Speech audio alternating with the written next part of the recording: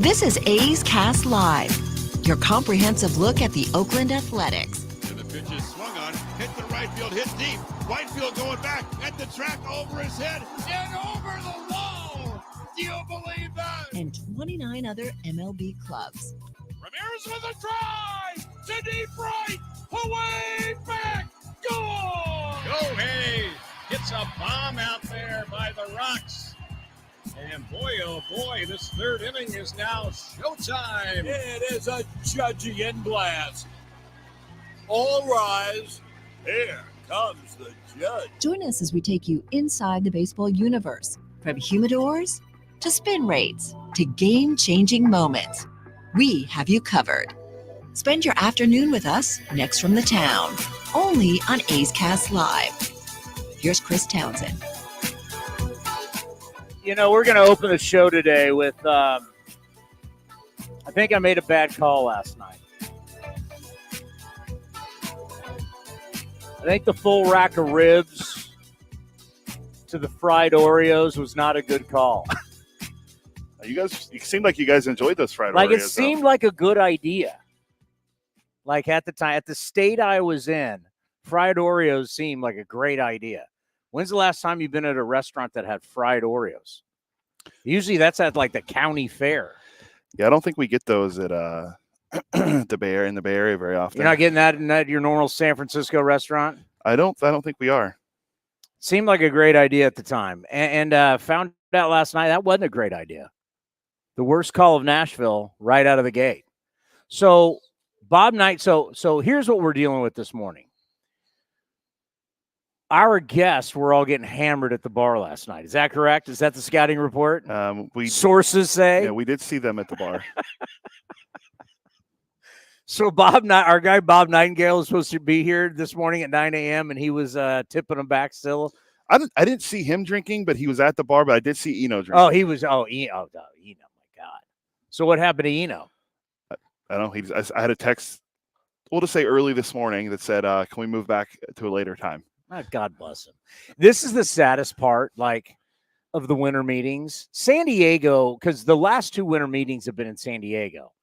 Because we're in San Diego, then COVID, and then after the next two got canceled, we're back in San Diego.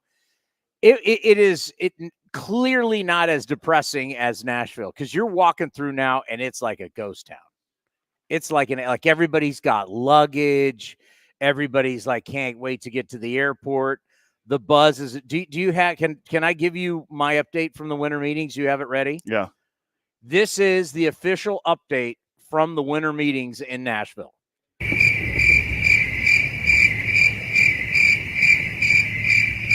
Yeah, it's crickets. Wait, when you told me the big news is Craig Kimbrell may sign. Whoa, wow. Shortchanging Marco Gonzalez to the Pirates and Alex Verdugo, the new Yankees outfielder. I apologize. Marco Gonzalez is now a Pittsburgh Pirate. Yeah, you're gonna be taking that back when he's winning Game 7 of the World Series next year. Yeah. What else happened? Verdugo to as I was woofing down a whole thing of ribs. And by the way, had frog legs last night. Frog legs. We had frog legs, alligator, all on the same menu. Frog legs, alligator, and fried Oreos. Yeah, very who's who of foods on the list. But yeah, yes. the other trade was Yankees Red Sox made a rare trade. And remind me later, this whole Nash Vegas thing, let me shoot that down a little bit later. As a Vegas veteran, this is not Las Vegas. Well, no, there's nothing. You can have party buses and you can have bachelorette parties.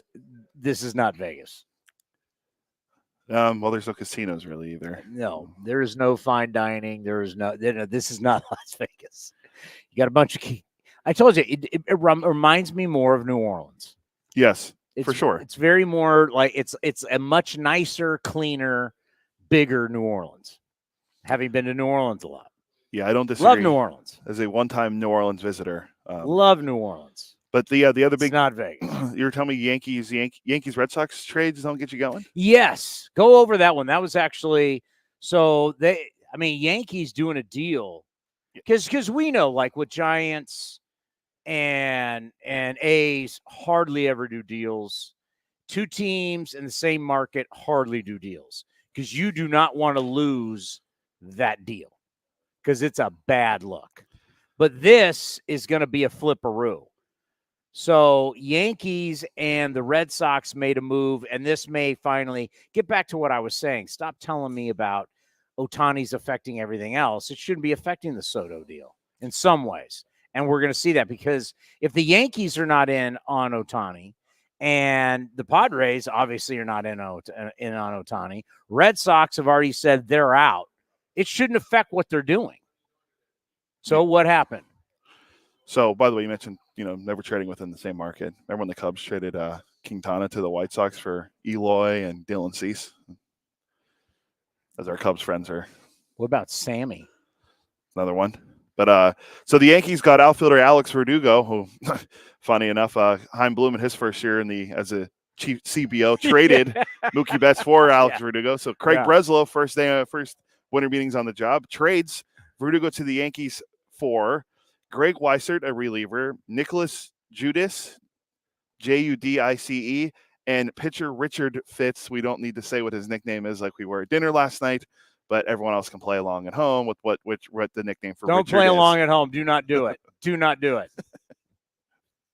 Do not do it. A 3-for-1 trade. Verdugo to the Yankees, 3 prospects. Well, 2 prospects and Greg Weissert, who we actually saw pitch in Oakland, I'm pretty sure, last year. If it wasn't Oakland, it was in New York as a reliever going back to the Boston Red Sox. All right, so we're flipping a left-handed bat to the Yankees. And now I'm going to flip that left-handed bat to A.J. Preller, who A.J. Preller, he has to be on his last legs. He has to be. So he knows he has to get rid of Soto. He knows he can't afford Soto. He's got to make that deal. So he needs to get some type of bat in return because he still wants to compete. Because if he doesn't, this has to be the year. If things don't work in San Diego, he's done. And then he's got no chance of running a team again. He's had 10 years. Isn't this his 10th year? He's had a decade. Yeah, 7 managers in 10 years, too. A decade to run a major league franchise. Multiple times he's gone for it. Multiple times he's failed. Never won the division in 10 years. Twice wild card. One was in the COVID year. And he made 2 years ago, the playoff run and got to the NLCS against the Phillies. But in 10 years, when you've had all the power in the world and you've gone through all these managers and you've pointed fingers, it's always everybody else. You've gotten to go through multiple rebuilds. This is it. And the one guy that has always protected him, the managing general partner, Peter Seidler, sadly passed away recently. And they've lost their TV deal. They, like so many teams around here, are having to cut. It makes sense. And for the Yankees, if I can get Verdugo and not have to give you any real prospects, it makes total sense. Yeah, Jack Curry from Yes last night, because apparently the trade for Soto with the Yankees and Padres is gaining momentum.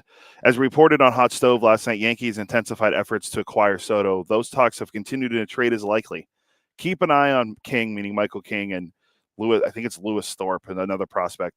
Padres need pitchers, and those two could headline a trade. Would think Yankees will part with 4 or 5 players. So Verdugo's not going to be in the deal? Or he's got to be in the deal.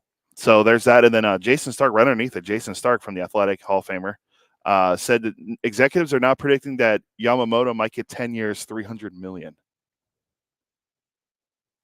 It's Garrett Cole money. It's less than what Garrett Cole was, because Cole was 8, but still a lot of money for guys who's never thrown a pitch in the big leagues.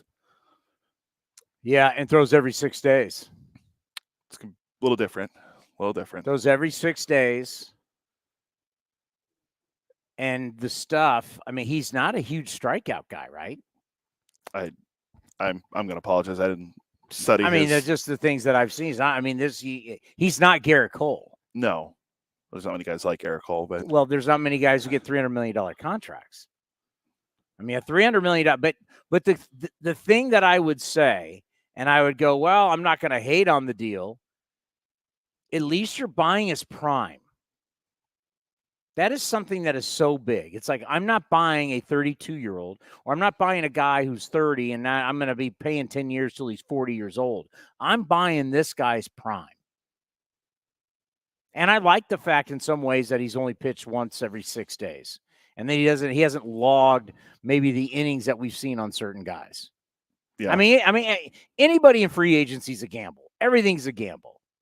But if you're going to get what you think is going to be an ace-like pitcher, I mean, what's the going market for a guy who's 25 years old? There's not many guys that are available at 25 years old. And we clearly know. We're not doing this anymore where we're talking about, well, the guy he was only playing over in Japan.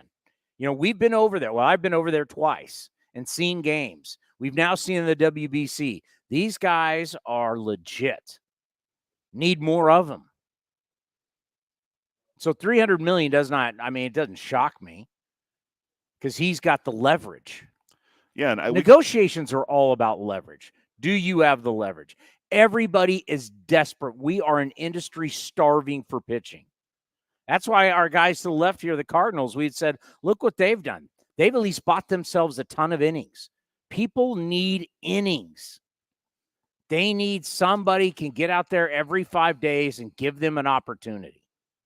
Look at what happened with the San Francisco Giants when they kept throwing opener after opener after opener. It hit a point in July. Remember, the Giants were still in it in July. And then they fell off a cliff because that just will not work for 162 games. You get worn out.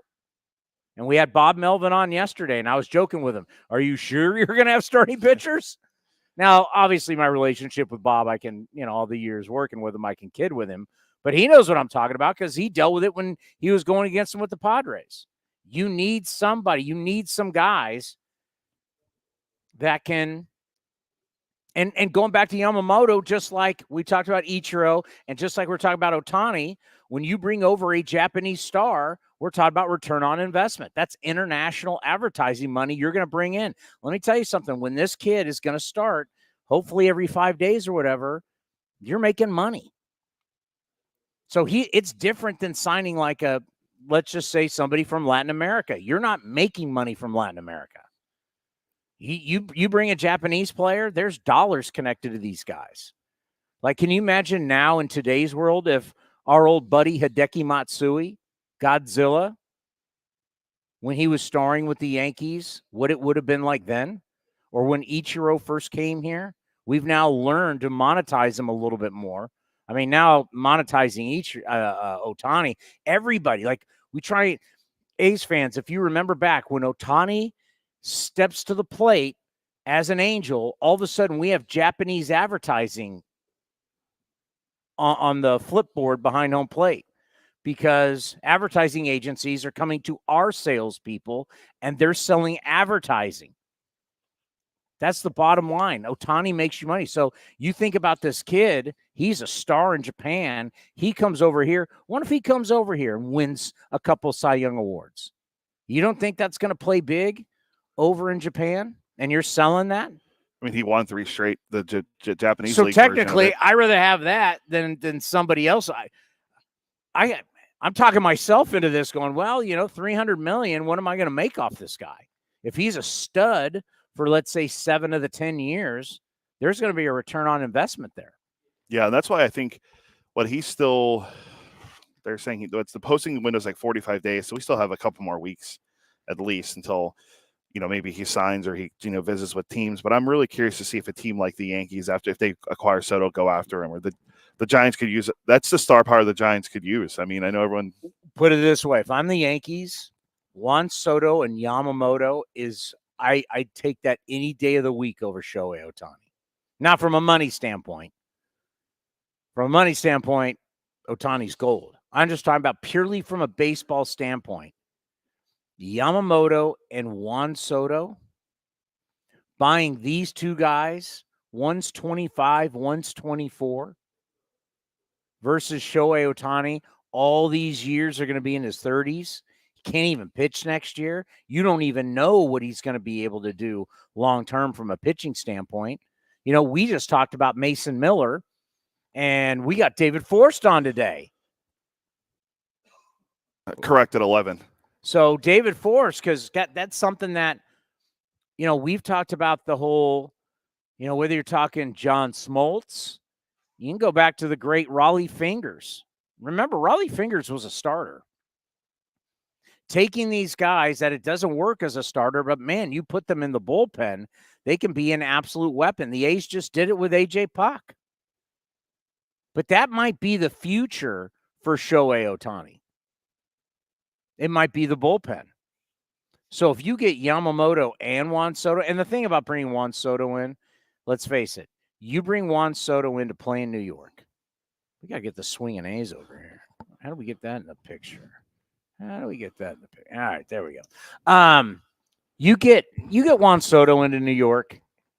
As we said with Arson Judge on this day was the great tweet by John Heyman. Let's never forget. It's on the screen right now. We were in San Diego. Giants people think the Giants, because basically John Heyman is a Scott Boras bought and paid guy. Scott Boras feeds Heyman like you wouldn't believe. I don't know why. I don't know about their relationship. I used to do a weekly show with John Heyman back in the day on 95.7 The Game. Good man. He was good to us. But there's some connection between him and Boras, and Scott Boras feeds him. And so remember, he had at last year's winter meetings, the Giants were getting Aaron Judge. Correct, yes. And then he tweeted this out. Arson Judge appears headed to the Giants. You can't put that on the screen? It is. It's on the screen right here. You just can't see it on this one because we're using it. Oh, okay. So but right it's there. actually on the stream, yeah. Okay, I can look over. All right, so Arson Judge appears heading to. He's burning it down, baby. He's burning it down. Here, we can even full screen it so everyone can see it even better. He is burning it down. 2:20. Arson Judge going to the Giants. 2:20 p.m. So that would have been 2:20 p.m. Our time out there. Or Yeah, his East phone Coast? would have been adjusted to the West Coast. I know. Someone shared it as like a screenshot, so I don't know. Either way, it doesn't matter. It's still on the state. That's his tweet right there, right? Yeah, but someone screenshotted the tweet and said this happened on this date a year ago. It was in the afternoon. Yeah, so because we did the same thing. We did 2 shows that day, so it was in the afternoon when we were on. That's right, and it was it was awesome. The Giants were like Marquise. Would you call me an A's troll? No, never. All right. As an A's troll, to watch the NBC Bay Area people. So we were set up. Right next to us was the Yankee Yes people. And so the Yankee Yes people are all set up, and this tweet comes out, and they were like, oh, no. They were like, their dauber was down, as Bruce Bochy once said. And next thing you know, the NBC Sports Bay Area people were firing it. They're doing this makeshift shit set. Oh, my God, they're setting up. We got Aaron Judge. They were all fired up. And then wham! No, this isn't exactly happening. We're not sure where Aaron Judge is going. And not long after that, Aaron Judge was once again a New York Yankee. Taking back to Juan Soto, it is very hard to go to the Yankees and then leave the Yankees. So normally in a deal like this, if Verdugo and these prospects will be flipped to San Diego for Juan Soto, it is very hard for Soto to go there for the 1 year and then leave. You just don't go to the Yankees and then leave. Where are you going to go? If you sign with if he gets traded to the Yankees, plays a year in New York, stars in New York, where are you going to go in free agency? Well, you turned down 400 whatever million it was in Washington. A place that brought you up, won a World Series, that was your home. You said, nope, I'm testing free agency. Where are you going to go? Well, I can tell you right now, it's probably Robbie Cano. You want to be Robbie Cano? Probably not going to be the Nationals. I don't think. Remember Robbie Cano? I'm going to take more money and I'm going to go to the Pacific Northwest, and he was lost forever. You're going to leave New York? And we've already seen how that plays out. You're not going to, and no offense to all the other teams, you're not going to leave the New York Yankees to go to where? Texas? I'm just throwing teams out there. You think, I guess LA would be the one place you could go, but I mean, come on, the market size, who you can be, the star. You're out there playing every day. You're looking at the monuments.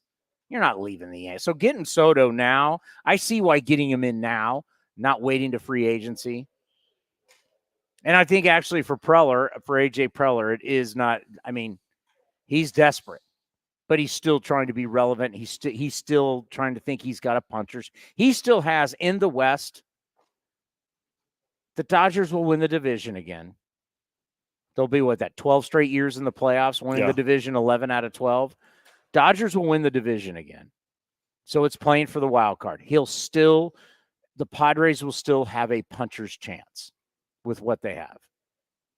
Because you don't know what, I mean, love Torey Lovello, friend of the program, love when he comes on, former A.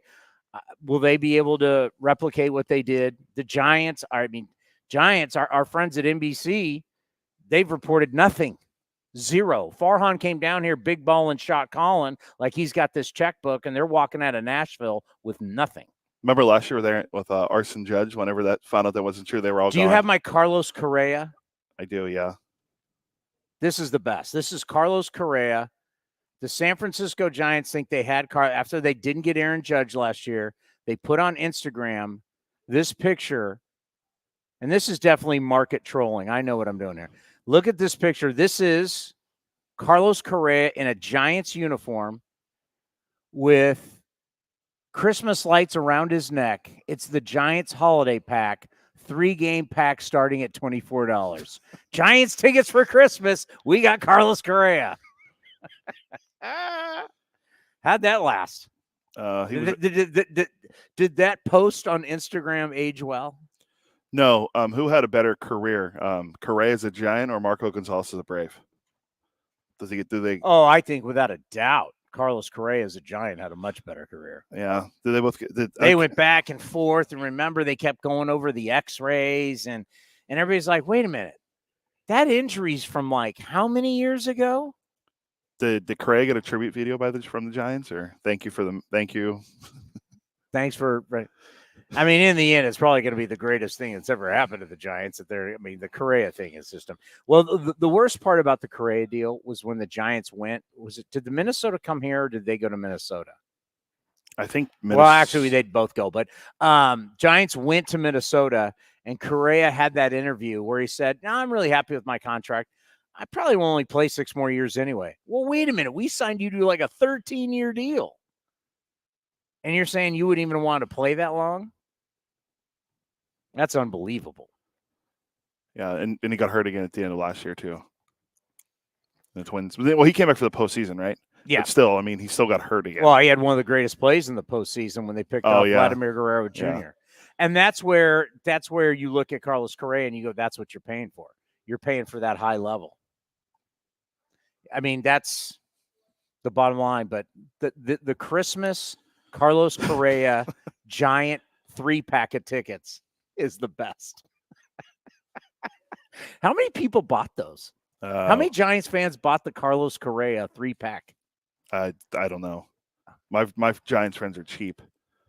They could do the $24 tickets for Carlos Correa. They're like, oh, it's either the games are too late for them or they don't want to pay that much to go. But that's yesterday. We had Dan O'Dowd on. We had Jim Duquette, the former GMs, and we talked about the value of signing somebody down here and how you sell it, because we are going into Christmas, New Year's. This is the time that you want to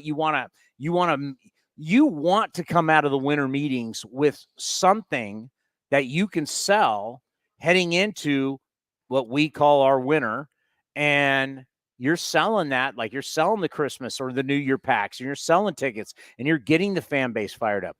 That's what, the Giants said they wanted to do. The Giants said they came down here because they're down here to find players. We're gonna get players because they know they're down ticket-wise 26%. They got Bob Melvin. Everybody loves Bob Melvin. Farhan somehow got a contract extension with Melvin.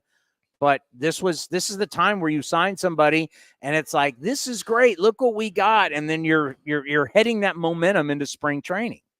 Speaking of Farhan, we saw him when we were coming up the elevator to go to bed last night. So he's here. Still course here. he's here. John Morosi, source. Alex Verdugo expected to stay with the Yankees in near term, as opposed to being moved to San Diego in a Juan Soto trade that is gaining momentum. I.e., leverage. This is the leverage play. No. We didn't get Verdugo. We got him to be a Yankee. Oh, sure you did. Someone did post a picture on X, and it was like the Yankees appearance policy is gonna have fun with this guy because he has like tattoos and the beard and everything, and it's like, oh boy, have fun with that one. Oh, Verdugo's the guy rocking the chains and the medallion. I think he has a lip tattoo too. He's got the open jersey, and yeah, that's not flying in New York. Welcome to the Yankees. Your medallion has to be inside the jersey. Yeah, you must shave that beard. This is how. Do you have a problem with that? The facial hair policy with the Yankees? Just that you're a Yankee, and this is how a Yankee looks. I do. I think it's a little outdated. Why can't guys be who they are? I'm asking a guy with a beard. You got a problem with that? No, because sometimes I have a mustache too, but you're allowed to have a mustache with the Yankees. I mean, Giambi rocked a great mustache. Well, so did Don Mattingly. The only reason you're allowed to have a mustache with the Yankees is because of Don Mattingly. They had to change policy. All right, Donnie Baseball, at least allow you to have. You're telling me Alex Verdugo can't go in there and change the policy? Alex Verdugo is not going in and changing anybody's policy. If Johnny Damon couldn't get it done, keep your chains, keep your medallion inside your jersey, pal. Maybe Arson Judge can get it done. This isn't the Red Sox. This is the Yankees. I kind of like it. I like the old school. At least one team still does it. Yeah. There's a standard. What's wrong with a standard? I prefer just let the guys be who they are. Not everybody can be the Raiders, for God's sakes, and just let anything happen. Red Sox have a pretty loose policy. I mean, all their guys have beards. It's a loosey-goosey. Yeah. Go back to the fried chicken and video games. All right, who we got at 9:30? Bob Nightengale. All right, Bob Nightengale from the USA Today going to join us next right here on A's Cast Live. Hey, it's Eno Sarris, your friendly neighborhood baseball scribe. There are two things I love, baseball and beer. When I'm not busy around the ballpark, you'll likely catch me back with a cold one at any of Fieldwork Brewing's 8 locations sprinkled across the Bay Area. Fieldwork's got a rotating lineup of over 20 beers on tap that's as diverse as any 26-man roster. They got everything from super juicy, hazy IPAs to crisp pilsners and tropical sours that make your taste buds do the wave. Whether you're all about that draft life or prefer to grab some cans to go, Fieldwork's got your bases covered. Check them out at fieldworkbrewing.com to learn more. That's fieldworkbrewing.com. This is Chris Townsend and Commander Cody for Link Soul. The new summer colors and prints are in stock. The new polos, lightweight, all the colors you want. Fabulous. We got our new order. My wife is so happy that I'm dressing so much better. All thanks to Link Soul. You name it, whether it's polos, whether it's shorts, anything for your summer needs, you need to revamp your wardrobe. You go to linksoul.com and they got great summer deals. Go to linksoul.com. That's linksoul.com. If you're looking for a new mattress, Nest Bedding has you covered. Sleep on the same mattress Hall of Famer Ricky Henderson sleeps on. Nest Bedding is the #1 brand of online mattresses and the Bay Area's favorite mattress store. Take home the Easy Breather pillow. The New York Times calls it their #1 pick. You can navigate their easy-to-use website, nestbedding.com. That's nestbedding.com. Green and Gold fans, use the coupon code Oakland and you get 10% off your entire order. Nest Bedding, love where you sleep.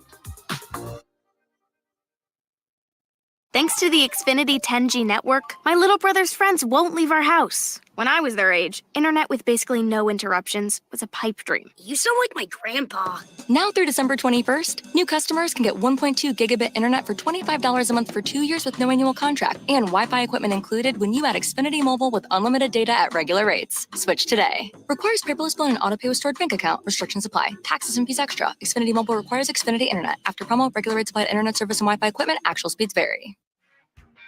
If you're looking for a great place to eat and watch games, go see our friends at the Chicken Pie Shop of Walnut Creek. The Chicken Pie Shop is one of the hottest restaurants in Walnut Creek. You're not going to find a better menu, and come try their world-famous chicken pie that has been served in Southern California for 86 years. Spacious indoor and outdoor dining, perfect for your next private party or corporate event. Don't forget free parking. For more information, go through chickenpieshopwc.com. That's chickenpieshopwc.com. Nestled in the hills of San Jose, minutes from Silicon Valley, Cinnabar Hills Golf Club offers 27 holes of championship golf, a first-class pro shop, practice facility, and great food in the grill. This time of year also means family and business get-togethers. Let the folks at Cinnabar Hills make your event unforgettable while enjoying their award-winning venue. It's all there for you. Championship golf, a great space for any events, and incredible food. See it all at CinnabarHills.com. That's CinnabarHills.com.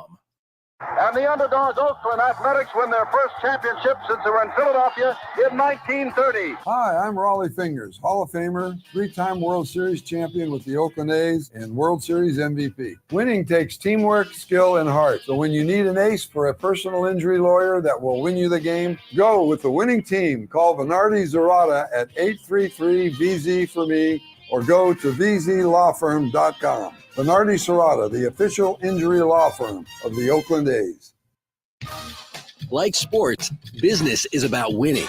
Championship decisions are business decisions based on what it takes to help your company win. And that's why there's UBO Business Services, specializing in helping you win every day by streamlining workflows, managing documents, and providing the best-in-class office technology. Make your championship decision with UBO Business Services. Visit them at ubeo.com. That's ubeo.com. If you're looking for the latest green and gold gear for the 2023 season, then look no further than athletics.com/shop for your officially licensed gear. That's athletics.com/shop. Innovation is at the core of Cal State East Bay, like at our Green Biome Institute, where faculty and students preserve genetic information from California's endangered plants, or how we open doors for local entrepreneurs at our Small Business Development Center. From educators to nurses to STEM professionals, Cal State East Bay has real impact throughout the region's neighborhoods, boardrooms, and the entire economy. Be part of the innovation. Connect with Cal State East Bay at csueastbay.edu/impact. Is convenience a state of mind or a real thing? At Extra Mile, it's a real thing, and it's in everything they do. The stores are spacious, organized, clean, and well lit, so you can get in quickly, get what you need, and keep going. It's just what you'd expect from a place serving up the hot and fresh food and snacks you love. So treat you right, and check out Extra Mile's fresh take on the convenience store experience. Extra Mile convenience stores at select Chevron and Texaco locations.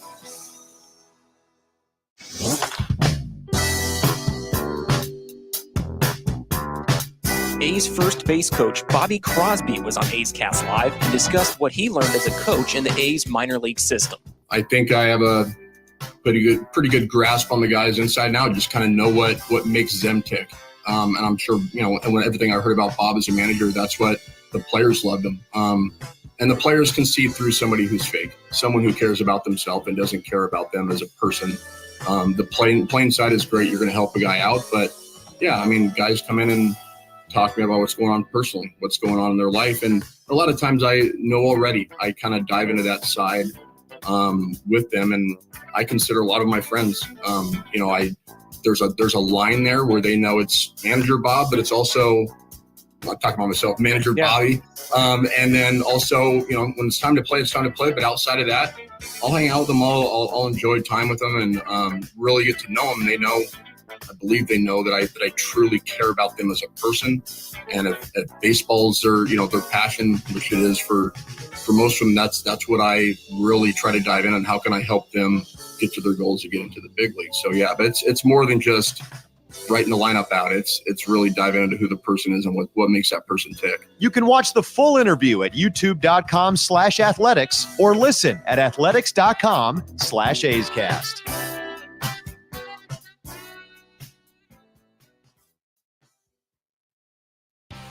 The A's YouTube page is your go-to destination for A's video content. Get access to great highlights, exclusive behind-the-scenes content, classic games, A's Cast Live, and more. Visit youtube.com/athletics. It's almost that time again, A's fans. Spring training will be here before you know it, and the Oakland Athletics will be celebrating 10 years at Ho-Ho-Cam Stadium. Now's the time to make plans to catch us in Mesa, Arizona, starting on February 24th, and enjoy the sunshine of your family and friends. Lawrence Butler, it's a fly ball to left field that's deep. has a chance opposite field. Home run, Lawrence Butler. Grab your tickets early for the best seats at the lowest prices as your green and gold take on the Giants, Padres, Cubs, Angels, and more at Ho-Ho-Cam Stadium. Don't wait. Get your tickets at athletics.com/spring. That's athletics.com/spring.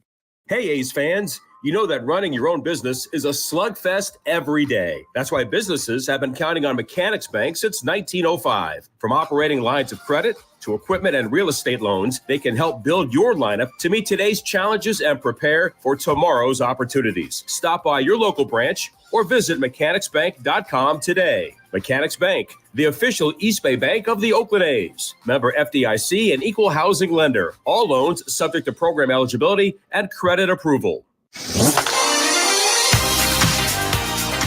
A's Cast Live continues from the studio. Here's Chris Townsend. All right. We wanted to be able to come on today and talk about having the number one pick. How'd that work out?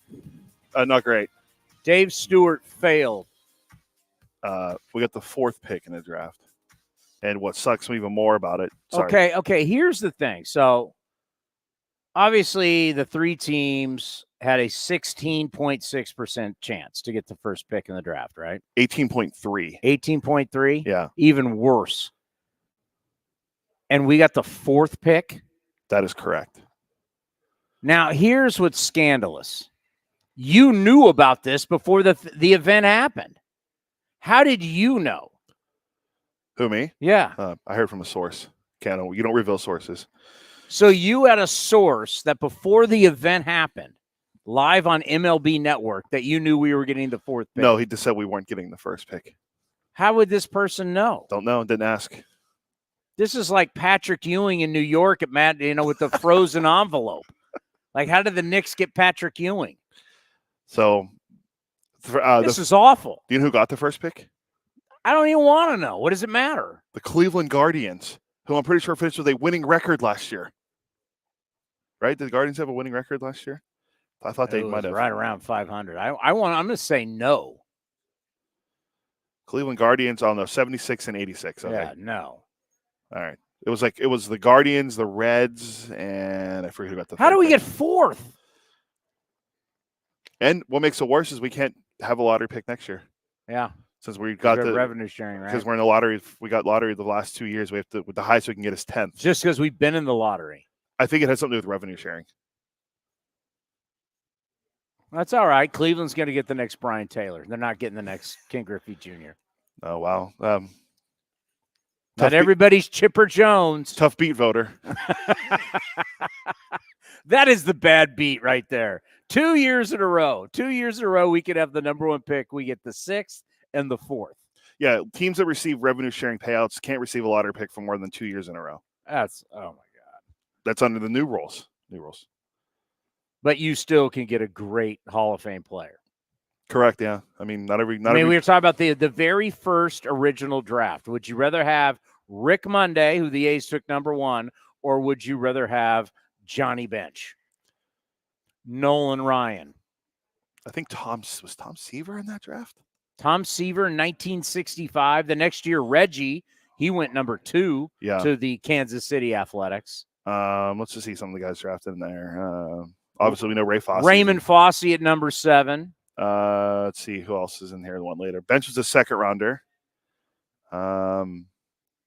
Andy Mazersmith was a 3rd rounder. Ken Holtzman. I'd rather have Ken Holtzman had a great career. He was a 4th rounder. Speaking of our Cubs to the right, Ken Holtzman. Nettles was a 4th rounder. Out of San Diego State. Hal McRae was a 6th rounder. Sal Bando was a 6th rounder. Great Sal Bando. Who else is in here? Tom Seaver, 10th rounder. Wait, there's some kind Would you rather have Tom Seaver or Rick Monday? Tom House was in that draft. As a pitching coach, would you rather Nolan Ryan? 12th rounder. Gene Tennis was a 20th round pick. Who was hanging out in Alvin, Texas in 1965? Talk about scouting. That's amazing. Yeah, so there's some of them. And I looked it up. The organization, the athletics organization, since the draft started, have had the number 4 pick 2 other times. That's a hell of a draft right there. Rick Monday and Sal Bando, the first ever draft. That's pretty legit. Charlie Finley. And Gene Tennis. Gene Tennis was in that too? 20th rounder. Gino? Yeah. Out of where? Where was Gino out of? Gino was, let's see, 20 round.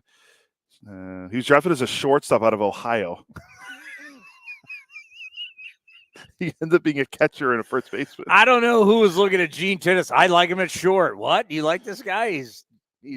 But Gene Tennis, let's be fair, he was probably skinny in high school and wasn't the Gene Tennis we knew in the big leagues. Yeah, probably not. Yeah.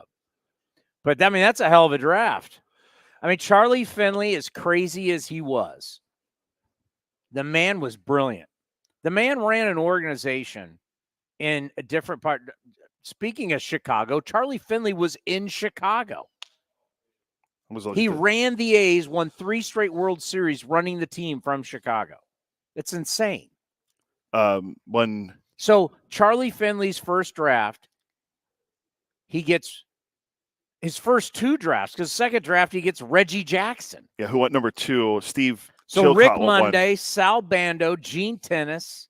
Reggie. Who else do we get? Let's see who else the A's got that year. This notable A's, Kansas City A's. It doesn't say anyone else. It just doesn't share. But guys drafted later in the draft. Steve Garvey was a 3rd rounder in '66. So Steve Garvey, a two-sport guy. They had to decide. My man, the Garv, coming out of Michigan State as a defensive back. I think he made the right choice. He's a good little player. Should be in the Hall of Fame. Yeah, he has a very strong case for it. So you pick 4th.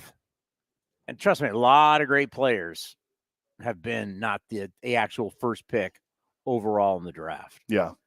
Because the thing that, I mean, if you're getting Griffey, if you're getting A-Rod, if you get the bona fide, but there hasn't been, who's that guy? Lately, it's kind of gone college heavy lately. Everybody wants to do the college guy. Sorry, that was our guy Lou from MLB Network asking what time we have available for BK. Brian Kenny stopping by from MLB Network, because I figured MLB Now in the boots. They've been going at night, so I figured. Well, actually, they're leaving today, so we'll try to get BK in for the end of the show. I haven't been able to watch BK while we've been here. I haven't been able to watch any MLB Network. I saw Jake Peavy was the clip they shared the other. Peavy was been on the show. The Peeve Dog. Peeve Dog. I gave him that nickname. Great Padre. I gave him that nickname when he was with the Giants. I'm like, he's got it. Everybody else has got a nickname over there. Peeve Dog. I actually remember it was a great White Sox. That was a big trade for the White Sox. And then he had that scapula, whatever it was. He was also By the way, if people are buying that the Yankees are going to keep Verdugo, are you buying that? I mean, everyone keeps saying, "Oh, they wanted 2 outfielders." I don't. I think he has to be in a deal for Judge or Soto. Brian Cashman is under tremendous heat right now. Brian Cashman, people are like, man, last year sucked. Last year didn't work. And I guarantee you Bob Nightengale is going to agree with me that he's got to make splashes. And Verdugo is not the splash. No, but he can say, but the smart thing for him to say is, I'll hold on. I mean, we're playing poker here. I'm going to keep him. Oh, I'll keep him. We'll keep it. No, I mean, who would you rather have, Verdugo or Bellinger? Bellinger. I'd much rather have Bellinger. I know everyone keeps saying he doesn't hit the ball hard, though. Not hitting the ball hard. That's something we got to get at BK. Hey, Ray, you need to find me Matt Chapman's batting average. Oh, it's you're talking about the audio. I say I have that. Matt Chapman's batting average, not the March, April, from May till the end of the season, what his overall bat, it's got to be like 206. Because I'm going to go, okay, would you rather have Matt Chapman, who for 5 months hit barely 200, but his hard hit rate and his barrel rate, or Cody Bellinger? And Cody Bellinger, who can play center and play first. He had a great bounce back year.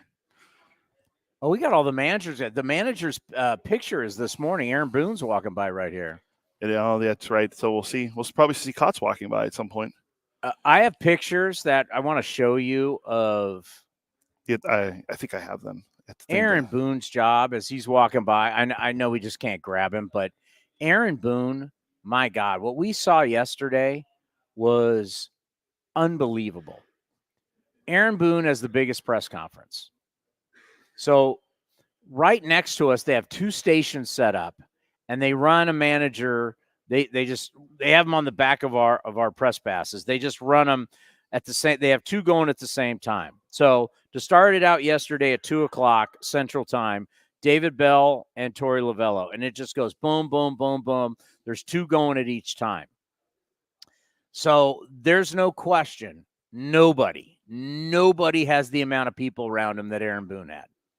So Aaron Boone's got to sit there, and he's got to answer all these questions about why nothing's happening.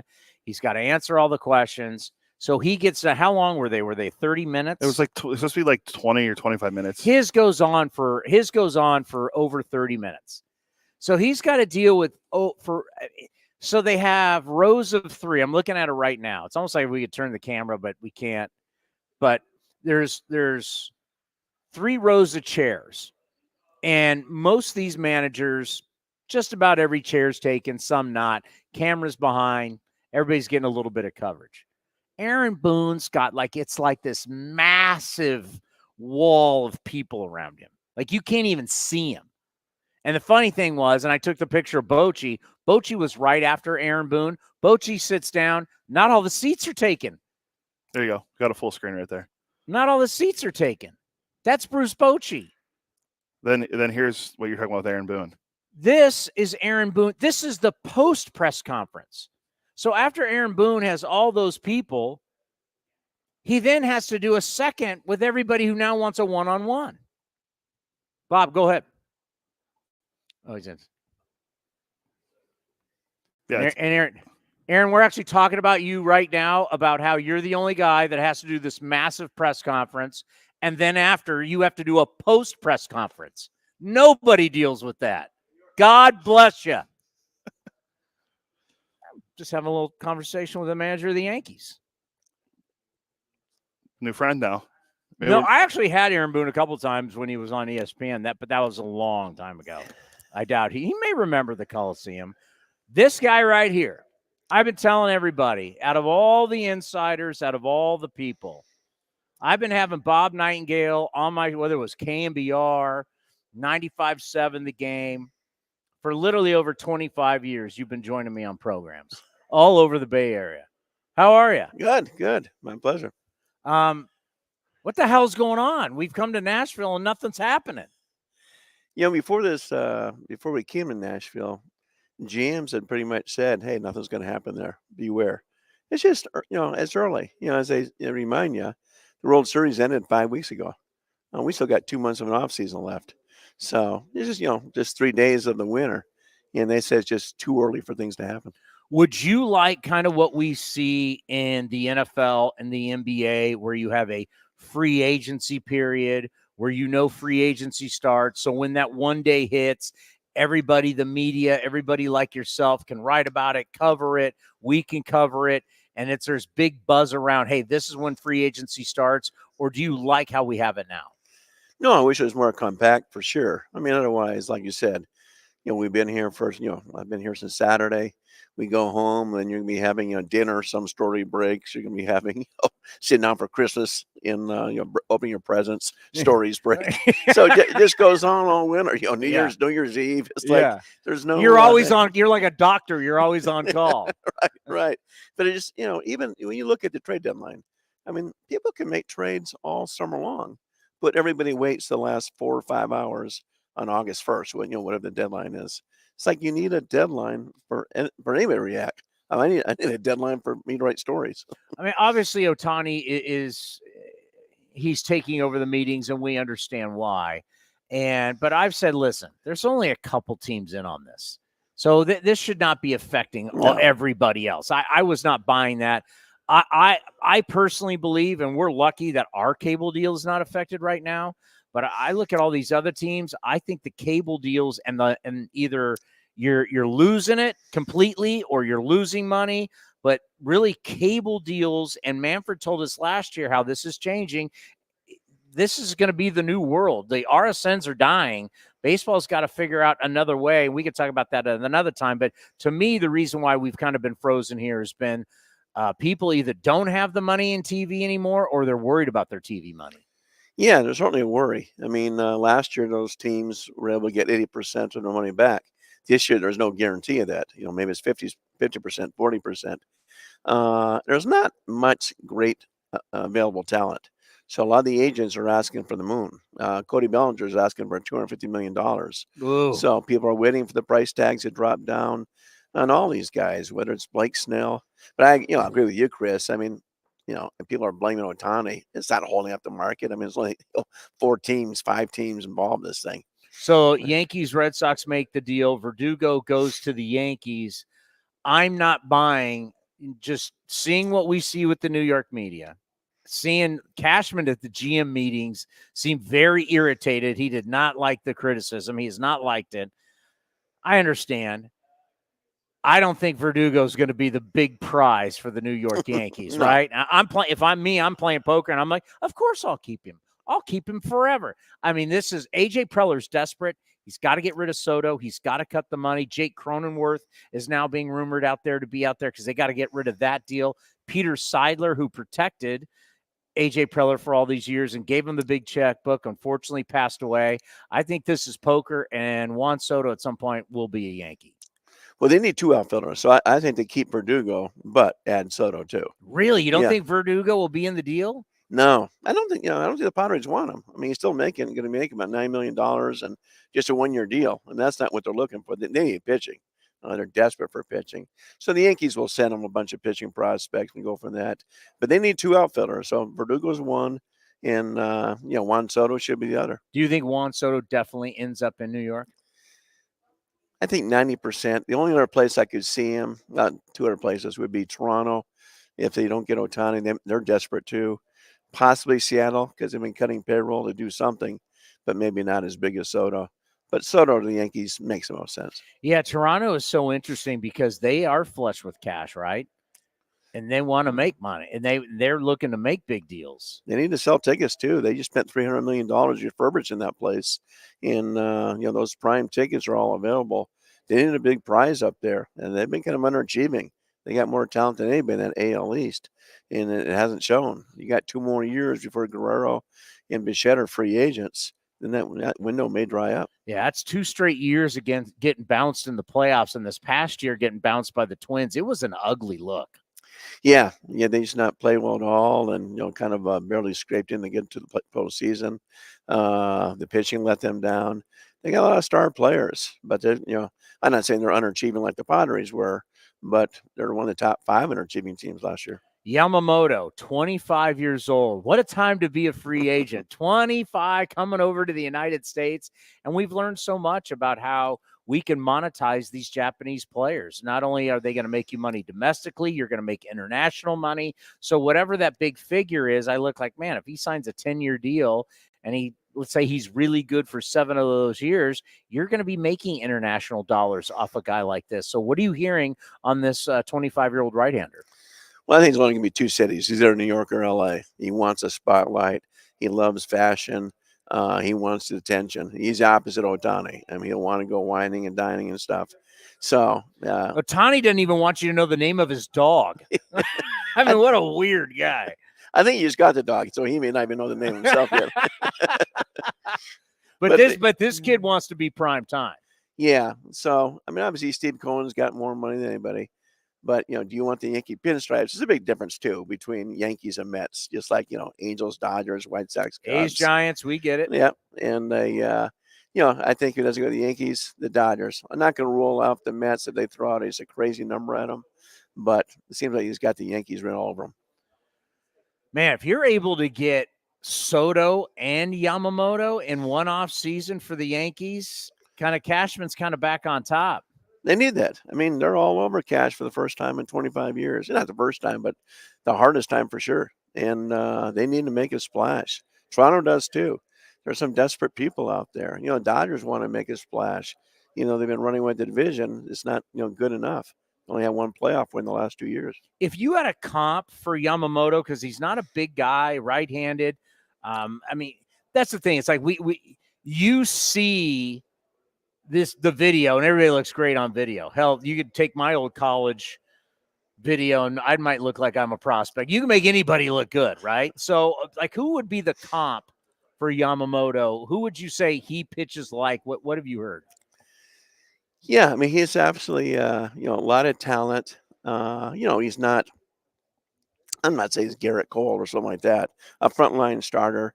I don't think he's like Doc Gooden back in the days or something like that. But just a consistent guy. But a short guy, 5'10". So people say, okay, how's he going to last? That sort of thing. But I really haven't heard a good comp about him. Whether it's a Santana or anything like that, maybe. But there's not a good one. It's tough to tell. I mean, you only had about 8 or 10 major league hitter quality guys in Japan. So it's not like he's facing, who's who of lineups. But we've seen some of these guys, they come over here, I mean, super competitive. We watch the WBC. I mean, there's talent in Japan. There's no question. Oh, yeah, absolutely. I mean, WBC, Japan dominated, pitching galore. But just there's not a whole lot of great hitters over there. I think he'll be a frontline guy, but do I think he's going to, win Cy Young Award and, go 25-5 with a sub-2 ERA? Not sure about that one. I have to ask you, have you heard anything about the A's? Is there anything out there that you've heard? We got the 4th pick, unfortunately. We didn't get the number 1 pick again. 2 straight years, Bob, we did. But is there anything you're hearing? No, it's been quiet. I think they're done selling off pieces. I don't think it'll be like the last couple of years. Yeah. And, hey, they got to get this organization going, the young guys, and get this team on the track to be competitive. So, still takes time. They're not going to do it overnight. But I think they're done with dumping guys off and rebuilding. It's like, okay, it's time to start moving forward with the young guys. Yeah, I mean, at some point, I know our fans hate to hear this, and I apologize for asking it, but at some point, you're building for Vegas. Sure, yeah, you're building for a new ballpark, 2028. So even when teams stay in the city, they're always building for that ballpark. Whether it was the Texas Rangers, when they got their ballpark in 2020. The Indians still, would you say, back in the day? We just had Dan O'Dowd on yesterday, but John Hart, he was under John Hart. Would you still say the Indians back in the day, going from that municipal stadium, football stadium was awful in Cleveland, to then Jacobs Field? Is that still the model of how to build? Well, what they did so brilliantly was lock those guys up to long-term contracts. A little bit like you saw with Milwaukee, signed the kid for $80 million every day. That's what Cleveland did, with Alomar, Baerga, and all those guys. Carlos Baerga. Yeah, and Carlos is running around here. I just saw him 2 seconds Charles ago. Nagy. You think about all those old young Indians turn into stars. Yeah, Jim Thome. Those are great teams. Great teams. Well, it's great to see you. I wish we had more to talk about, but it's always a pleasure to have you on. And I always say it. Thank you for all the years of support me in all the different shows that I've been on and all the different places in the Bay Area. And obviously, you're one of the best, and USA Today, second to none. Great to see you as always, Chris, and have great holidays. The great Bob Nightengale right here on A's Cast Live. This is Chris Townsend and Commander Cody for Link Soul. You got to go to their website right now, linksoul.com. The new polos are unbelievable. New colors, lighter weight. We got our new summer shipment, Cody. I couldn't be happier. I look better. All thanks to Link Soul. So we're talking about new polos. You can check out their shorts, anything you need for summer. They have it right now. When you go to their website, they've got a smoking summer deal. Go to linksoul.com. That's linksoul.com. It's almost that time again, A's fans. Spring training will be here before you know it, and the Oakland Athletics will be celebrating 10 years at Ho-Ho-Cam Stadium. Now's the time to make plans to catch us in Mesa, Arizona, starting on February 24th, and enjoy the sunshine of your family and friends. Lawrence Butler, it's a fly ball to left field that's deep. Has a chance opposite field. Home run, Lawrence Butler. Grab your tickets early for the best seats at the lowest prices as your green and gold take on the Giants, Padres, Cubs, Angels, and more at Ho-Ho-Cam Stadium. Don't wait. Get your tickets at athletics.com/spring. That's athletics.com/spring. Hey, it's Eno Sarris, your friendly neighborhood baseball scribe. There are 2 things I love, baseball and beer. When I'm not busy around the ballpark, you'll likely catch me back with a cold one at any of Fieldwork Brewing's 8 locations sprinkled across the Bay Area. Fieldwork's got a rotating lineup of over 20 beers on tap that's as diverse as any 26-man roster. They got everything from super juicy hazy IPAs to crisp pilsners and tropical sours that make your taste buds do the wave. Whether you're all about that draft life or prefer to grab some cans to go, Fieldwork's got your bases covered. Check them out at fieldworkbrewing.com to learn more. That's fieldworkbrewing.com. Thanks to the Xfinity 10G network, my little brother's friends won't leave our house. When I was their age, internet with basically no interruptions was a pipe dream. You sound like my grandpa. Now through December 21st, new customers can get 1.2 gigabit internet for $25 a month for 2 years with no annual contract and Wi-Fi equipment included when you add Xfinity Mobile with unlimited data at regular rates. Switch today. Requires paperless bill and autopay with stored bank account. Restrictions apply. Taxes and fees extra. Xfinity Mobile requires Xfinity internet. After promo, regular rates applied internet service and Wi-Fi equipment. Actual speeds vary. If you're looking for a new mattress, Nest Bedding has you covered. Sleep on the same mattress Hall of Famer Ricky Henderson sleeps on. Nest Bedding is the #1 brand of online mattresses and the Bay Area's favorite mattress store. Take home the Easy Breather pillow. The New York Times calls it their #1 pick. You can navigate their easy-to-use website, nestbedding.com. That's nestbedding.com. Green and Gold fans, use the coupon code Oakland and you get 10% off your entire order. Nest Bedding, love where you sleep.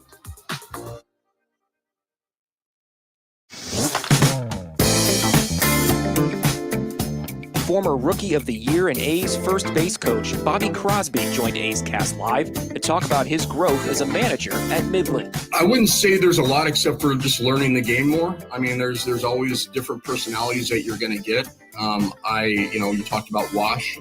A lot of the stuff I do came from him. It's a passion. It's about the players. It's not about myself. I had my time playing. That was great. Now it's about them. So I pour everything into them. What do they need? It's not about what I need. And I've tried to do that from when I first started coaching. Managing, there's always, there's different facets of the game. The running game, which I really didn't have to worry about as a shortstop that I've learned. And you get different personalities. Last year we had a tight-knit group that knew each other because there was a lot of repeat guys. And this year we've had, uber talented guys come up, but they weren't a part of that same group. So it's how do we form these guys into all believing the same thing and being under the same umbrella and believing in each other. So there's always certain different things that are going to come up that are going to help me grow as a coach. Whatever happens with me coaching wise, that's great. And I would love to coach in the big leagues and manage in the big leagues. And I think that'd be a blast. You can watch the full interview at youtube.com/athletics or listen at athletics.com/A'sCast.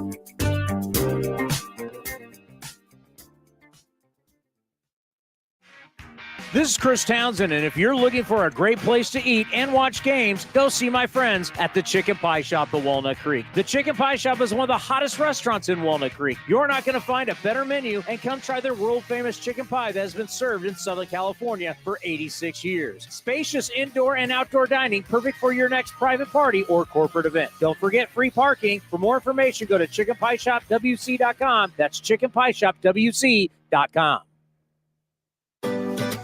Nestled in the hills of San Jose, minutes from Silicon Valley, Cinnabar Hills Golf Club offers 27 holes of championship golf, a first-class pro shop, practice facility, and great food in the grill. This time of year also means family and business get-togethers. Let the folks at Cinnabar Hills make your event unforgettable while enjoying their award-winning venue. It's all there for you. Championship golf, a great space for any events, and incredible food. See it all at CinnabarHills.com. That's CinnabarHills.com. Hey, Billy. This deck is great for getting everyone together. Thanks. We're really enjoying the outdoor space, especially on a day like today. What's the material? Humboldt Redwood from Ashby Lumber. They gave us a great deal, provided us with a quick quote, and we couldn't be happier. We even found a great contractor through their online contractor directory. Don't miss a day outdoors. Visit Ashby Lumber in Berkeley or Concord to see our stock of naturally strong, naturally beautiful Humboldt Redwood. Find out more at ashbylumber.com for all your building needs. Ashby Lumber.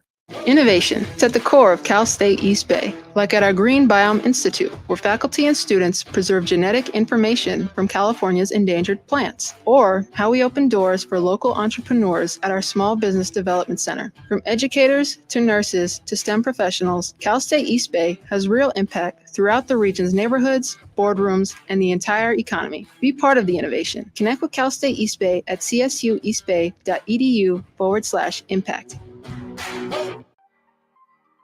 When Northern California businesses need some pop in their lineup, they call the bank rooted in the East Bay, Mechanics Bank. Since 1905, Mechanics Bank has been helping Bay Area and Northern California businesses find success and perform at the top of their game. See how they can make a difference in your business today. Call or stop by your local branch or visit mechanicsbank.com. Mechanics Bank, the official East Bay bank of the Oakland A's. Member FDIC and equal housing lender.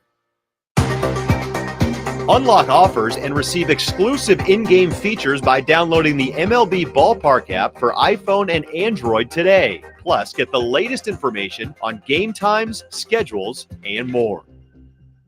Streaming from the town, A's Cast Live continues with Chris Townsend.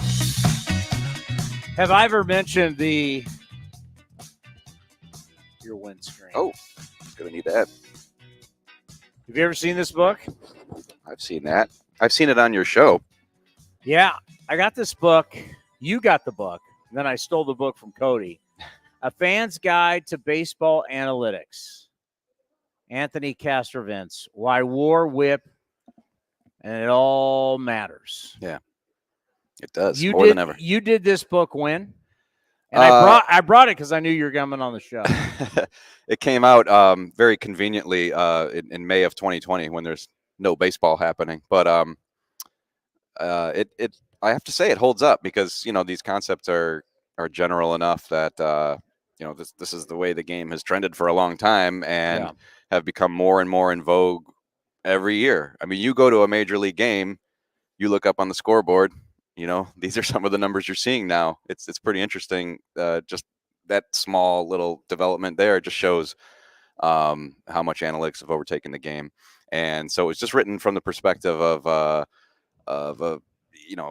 not a casual fan, but a casual observer of statistics, like coming at it from a traditional perspective and having an easy explainer in plain language of, all right, what is this number telling you? How does it relate to the numbers we're used to, batting average, et cetera? Just helping the casual fan understand it better, because I think it's really vital to understanding why teams make the moves they make at an event like this. Why lineups are constructed the way they are, the things that players and coaches and managers value these days. It's all evolved so much. So it's important for fans to understand it. What's so interesting is that other sports, and I know it just from my time covering the Warriors and the Warriors winning championships, basketball has its analytics. Mm-hmm. All the sports have their data. I'm not versed in those, right, but they're all using it. They've done a better job, though, of selling it. Yeah. Because NBA fans, because right now we still to this day have people like when a team fails. Brian Cashman, you've gone too much into this. And, and then Brian Cashman, who's had all the successes at the GM meetings, and he's taken heat. Like, if the Warriors win or the Warriors lose, no one's going after Steve Kerr or Bob Myers used to be running. No one was like, your analytics don't work. like no one's on the NBA team. So why have we had such a hard time selling it, and why do we still have this kind of, there's still, speaking of war, we still kind of have a war of the old against the new. Yeah, but we don't have that in the other sports. We don't. I mean, baseball just has so much more tradition tied even to the numbers, and I can't tell you off the top of my head LeBron's career point total, but I can tell you how many home runs Babe Ruth hit. Like, those numbers are really baked in baseball history. The real genesis of this book is this idea of, okay, we all know, everybody, like even people who don't know anything about baseball, know that a 300 batting average is good, right? Doesn't suck. If you're hitting 300, you're a good hitter. Yeah. But no, these same people, they have no idea what a good OPS is, So the whole concept of the book was, how do we relate these numbers? Like, here, this is the scale I would use for OPS. Here's a good OPS, here's a mediocre OPS, here's a poor OPS, that sort of thing. Here's how OPS was created, here's what it's telling you, and just trying to make it like a, for lack of a better term, like those books for dummies. It's kind of like that. It's just that here's an easy definition of what this means and how you apply it. Here's the scale, and if it's over 100, you're good. Yeah. So when you see it, and you will see it, you'll see it on the scoreboard, you'll see it in print, you'll see it on whatever outlet you're reading nowadays.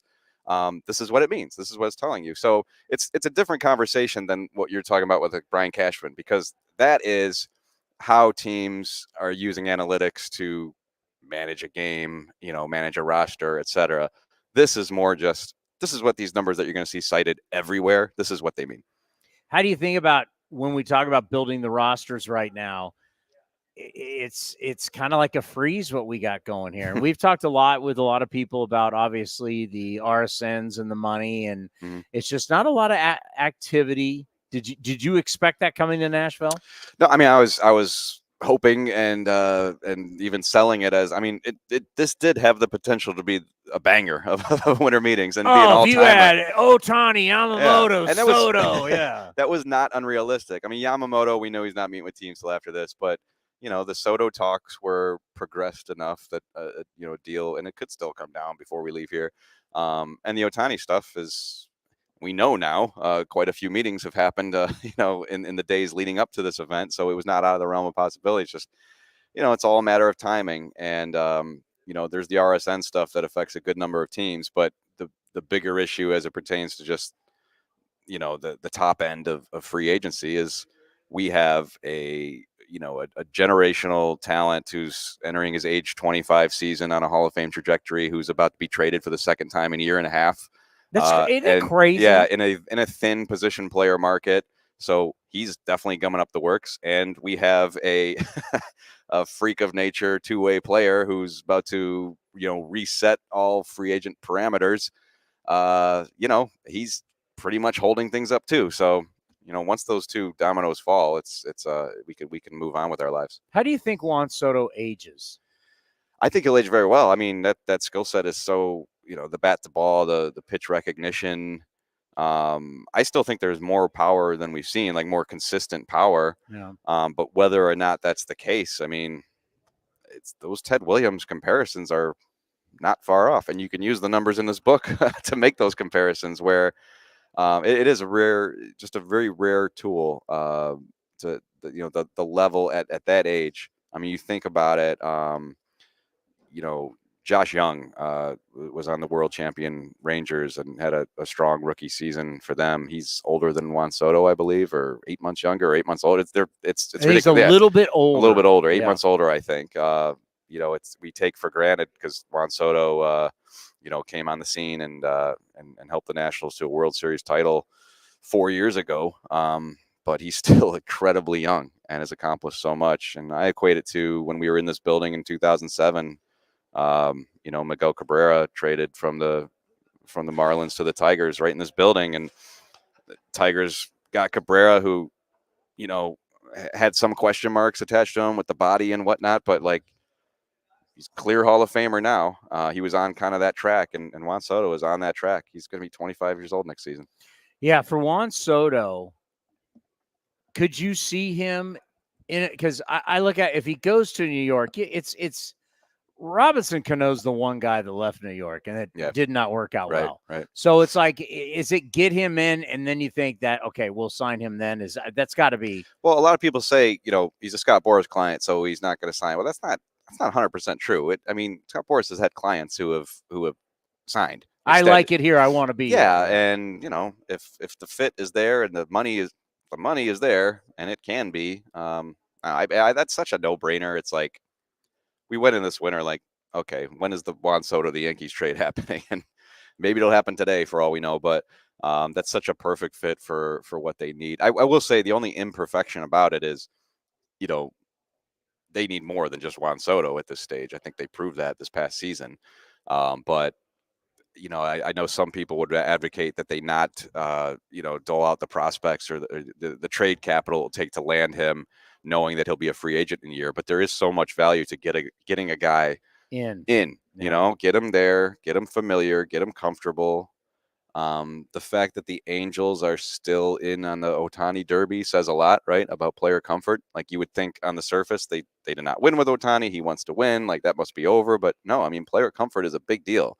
Knowing, the people around you and, your routine and how it meshes with their, development complex and, the inner workings of Yankee Stadium, all that stuff. I mean, that plays in their favor if they acquire him now. The team that came down here and, across the bay from us, the San Francisco Giants, Farhan talked again. This is the second straight year talking big game, having a lot of money to spend and everything. And, here we're talking about Soto to the Yankees. Yeah. You're talking Ohtani could stay in Anaheim, probably LA, maybe even Toronto there. Like, we're not hearing anything about the San Francisco Giants, and they fell flat on their face at the end of the year. How's the look if Farhan's getting back to the Bay Area on a plane and he's got nothing? Yeah, and we do that, and it's natural because we want this event. I mean, you guys are set up here for a reason. We want the winter meetings. We want some pull, but the off season is all a matter of timing. And as I said, when we have these historic dominoes that have to fall, it's going to affect everything. I will say that. Well, I'll say two things. One, I mean, Yamamoto he's not being talked about as much as Ohtani and Soto because most of us have never seen him in person. But that's a pretty special free agent, 25 years old. It doesn't come along very often. How good is that? Just it's like perfect. That's right? just the number. 25. Yeah. I mean, you have this prime for years. Yeah. And his feel for pitching and everything is. I mean, people are raving about this guy. So, the Giants are very much in on him, and could be the team that lands him, and that would be a big. That's going to be a big number attached. I was told coming in the winter maybe 200 million, and now you're hearing maybe 300 million.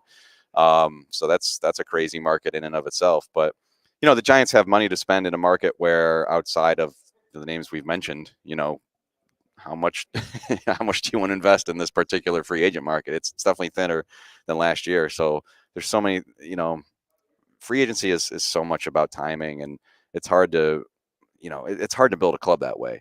The Rangers experienced that a little bit where, to their credit, they were aggressive where you wouldn't expect them to be. They were not ready to win in 2022, but there was this historic free agent shortstop class there, and to their credit, they said, we're not gonna wait for the right moment where it's to finish off the roster. Like, these guys are available, we want to build around them, let's just get them in here now. And they did. They spent $500 million on Corey Seager and Marcus Semien to get him in, and then a year later, now they are ready to win. And then they further go down that road with, DeGrom and trading for Scherzer and Nathan Eovaldi and all this stuff. So I don't know. That's easier said than done. You got to have a lot of financial capital to act like that. But, different markets have different opportunities. And this one is pretty thin on the position player front for the Giants. Yeah, you start looking at guys like Blake Snell and Cody Bellinger and Matt Chapman. Yeah. These guys are sitting around and they're just like in like a holding pattern. Yeah.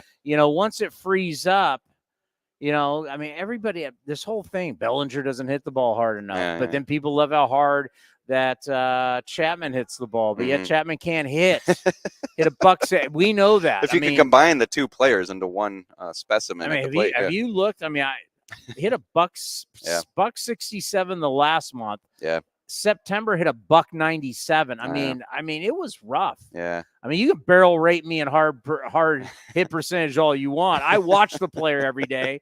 When the streak is going good, Matt Chapman's amazing, but a lot of the time it's not going good, and he has a hard time making contact. So it's like these guys are. Snell's not perfect, even though he won a Cy Young. He's not going to give you a ton of innings. Yeah, yeah. Everybody's complaining about Bellinger doesn't hit the ball hard enough. I mean, it's like wow. Yeah, you can poke holes, and you can use analytics to poke holes in players. Baseball savant. I mean, we're a lot smarter as a baseball fandom these days. There's a lot of information at our disposal where, you call up a guy's baseball. It can be a little misleading because small samples can really jar it. But you pull up a guy's baseball savant page and you'll learn about him quickly. You'll see those measures of where he is at in a hard hit rate, and you can see where, quite frankly, a guy is maybe hitting some good luck or some bad luck. All those tools are available to us now. All right, let's end on this because our buddy Johnny Gomes, and he always makes me say 2-time World Series champion, former A Johnny As Gomes. He should. He's with a company, and he's really jumped into analytics and this. I mean, the data that I hate saying because too many people think of sabermetrics. I mean, that now so much of what we have with high-tech cameras and with radar and with everything that's going on, we have more information on players than we've ever had before. And Johnny's like, if you're not building your team based off the information, you're dumb. Yeah, yeah. You're going to be left behind. And then he says, and that's what we'll end on, is that you got 30 teams all doing it differently. Yeah. So, yeah, and what you just said is perfect because every time it's called analytics, it's become like this dirty word, amongst fans or what math. Have you. It's an equation. But if you just call it what it is, information, it sounds better somehow. I think that, you like anything else, you can have too much information. If you're buying a car and you start going down the rabbit hole of reading reviews, I mean, your head will start spinning because you know what I'm saying? Because you could go crazy. You'll never want to purchase anything if you start reading reviews deep enough. But the steering on this one yeah, is this so much one's got better. a little, yeah, this cup holder is a little too small. But you know, the best teams, every team uses information / analytics. Every single team, every business, yeah. The best teams are the ones that make it digestible for their players. Yeah, I mean, look where we are in the Bay Area in Silicon Valley. I mean, you're not building Google and you're not building Apple without that kind of information. I can even tell you, being in the restaurant business, we have our own analytics and what we do business-wise. Sure. Food ordering versus, your cost of your employee. I mean, everybody's doing this. So for some reason, baseball, we just have that battle. Yeah, it's a very traditional sport, and sometimes there's a lot of ways that's great. Because that history is important to fans and we need to celebrate it, and it's a rich history. And in some ways it's an impediment to growth. I mean, the pushback from people about the pitch clock, it took many years to get that, going. And look, we did it, and the sport, I think, is much better for it. No doubt. And that was definitely a push against tradition, but it was something the sport needed. So that's a great example of how, sometimes it's okay to evolve a little bit. Great stuff. Yeah, I'll always, whatever you want to pump. Do you have a new one coming out? No, I got too many Christmas. children, but there'll be another book down the road, but I need my children to grow up a little bit first. Wouldn't you say for a baseball fan that says, you know what, I'm interested. Yeah. This is a good Christmas gift. Yeah. I mean, it's my book, so of course I'm going to say that, but no, I mean, it was written to be a pretty easy, read. To be an easy read and something you could turn back to if you need a refresher or what have you. And it is a good gift for the dad and mom in your life who is maybe. You can put it in the stocking. It can be a stocking stuffer. Yeah. Have a good Christmas, good holidays, You and too, we Chris. will talk to you soon. All right, sir. Thank you. We got more coming up. Day 3. Who's next? Julian McWilliams to talk about Craig Breslow trading Alex Verdugo. Ooh, Red Sox. How's it going? Verdugo, Yankee Red Sox trade. That's spicy enough, I guess, for 3 days of being here.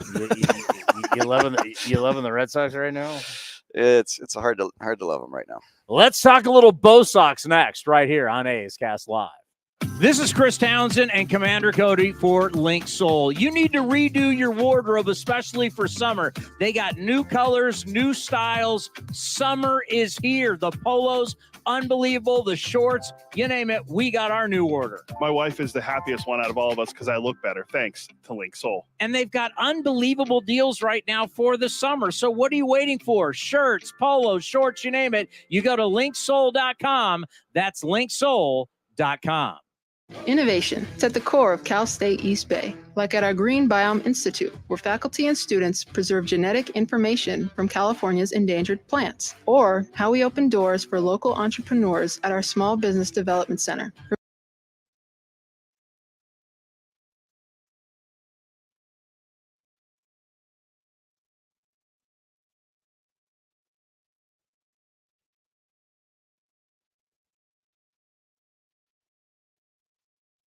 Eno Sarris, your friendly neighborhood baseball scribe. There are two things I love, baseball and beer. When I'm not busy around the ballpark, you're likely catching me back with a cold one at any of Fieldwork Brewing's 8 locations sprinkled across the Bay Area. Fieldwork's got a rotating lineup of over 20 beers on tap that's as diverse as any 26-man roster. They got everything from super juicy hazy IPAs to crisp pilsners and tropical sours that make your taste buds do the wave. Whether you're all about that draft life or prefer to grab some cans to go, Fieldwork's got your bases covered. Check them out at fieldworkbrewing.com to learn more. That's fieldworkbrewing.com. It's almost that time again, A's fans. Spring training will be here before you know it, and the Oakland Athletics will be celebrating 10 years at Ho-Ho-Cam Stadium. Now's the time to make plans to catch us in Mesa, Arizona, starting on February 24th, and enjoy the sunshine of your family and friends. Lawrence Butler, it's a fly ball to left field that's deep. Has a chance opposite field, home run, Lawrence Butler. Grab your tickets early for the best seats at the lowest prices as your green and gold take on the Giants, Padres, Cubs, Angels, and more at Ho-Ho-Cam Stadium. Don't wait. Get your tickets at athletics.com/spring. That's athletics.com/spring. Thanks to the Xfinity 10G network, my little brother's friends won't leave our house. When I was their age, internet with basically no interruptions was a pipe dream. You sound like my grandpa.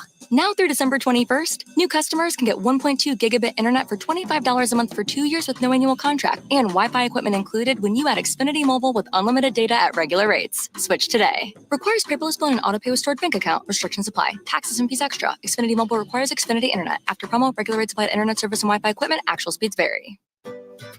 Nestled in the hills of San Jose, minutes from Silicon Valley, Cinnabar Hills Golf Club offers 27 holes of championship golf, a first-class pro shop, practice facility, and great food in the grill.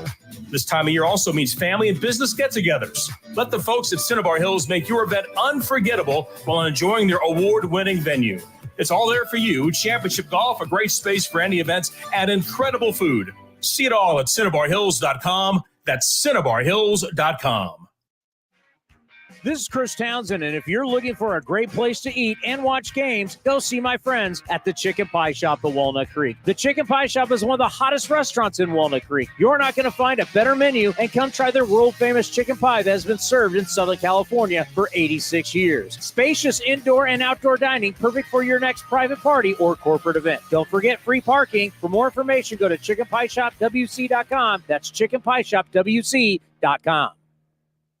Hey, Billy, this deck is great for getting everyone together. Thanks. We're really enjoying the outdoor space, especially on a day like today. What's the material? Humboldt Redwood from Ashby Lumber. They gave us a great deal, provided us with a quick quote, and we couldn't be happier. We even found a great contractor through their online contractor directory. Don't miss a day outdoors. Visit Ashby Lumber in Berkeley or Concord to see our stock of naturally strong, naturally beautiful Humboldt Redwood. Find out more at ashbylumber.com for all your building needs. Ashby Lumber. If you're looking for a new mattress, Nest Bedding has you covered. Sleep on the same mattress Hall of Famer Ricky Henderson sleeps on. Nest Bedding is the #1 brand of online mattresses and the Bay Area's favorite mattress store. Take home the Easy Breather pillow. The New York Times calls it their #1 pick. You can navigate their easy-to-use website, nestbedding.com. That's nestbedding.com. Green and Gold fans, use the coupon code Oakland and you get 10% off your entire order. Nest Bedding, love where you sleep. Looking to stay up to date on all things A's? Head over to athletics.com/A'scast. That's athletics.com/A'scast to listen to A's baseball in full 24/7 coverage of the A's, only on A's Cast. With a single click, you can stream great shows, live pre- and post-game coverage, and of course, all the great action of the A's this season. Head to athletics.com/A'scast today.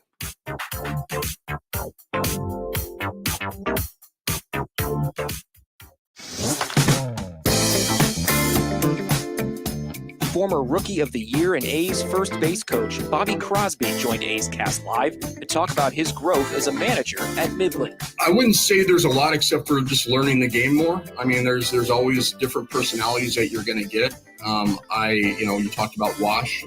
A lot of the stuff I do came from him. It's a passion. It's about the players. It's not about myself. I had my time playing. That was great. Now it's about them. So I pour everything into them. What do they need? It's not about what I need. And I've tried to do that from when I first started coaching.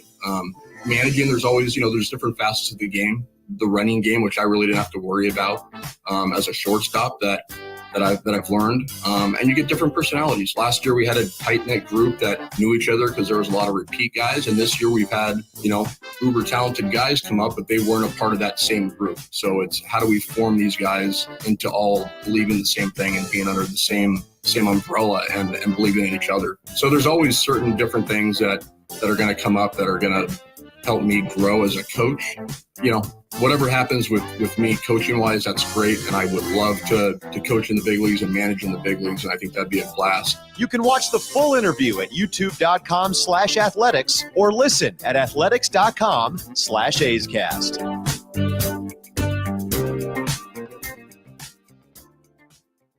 Innovation. It's at the core of Cal State East Bay, like at our Green Biome Institute, where faculty and students preserve genetic information from California's endangered plants, or how we open doors for local entrepreneurs at our Small Business Development Center. From educators to nurses to STEM professionals, Cal State East Bay has real impact throughout the region's neighborhoods, boardrooms, and the entire economy. Be part of the innovation. Connect with Cal State East Bay at csueastbay.edu/impact.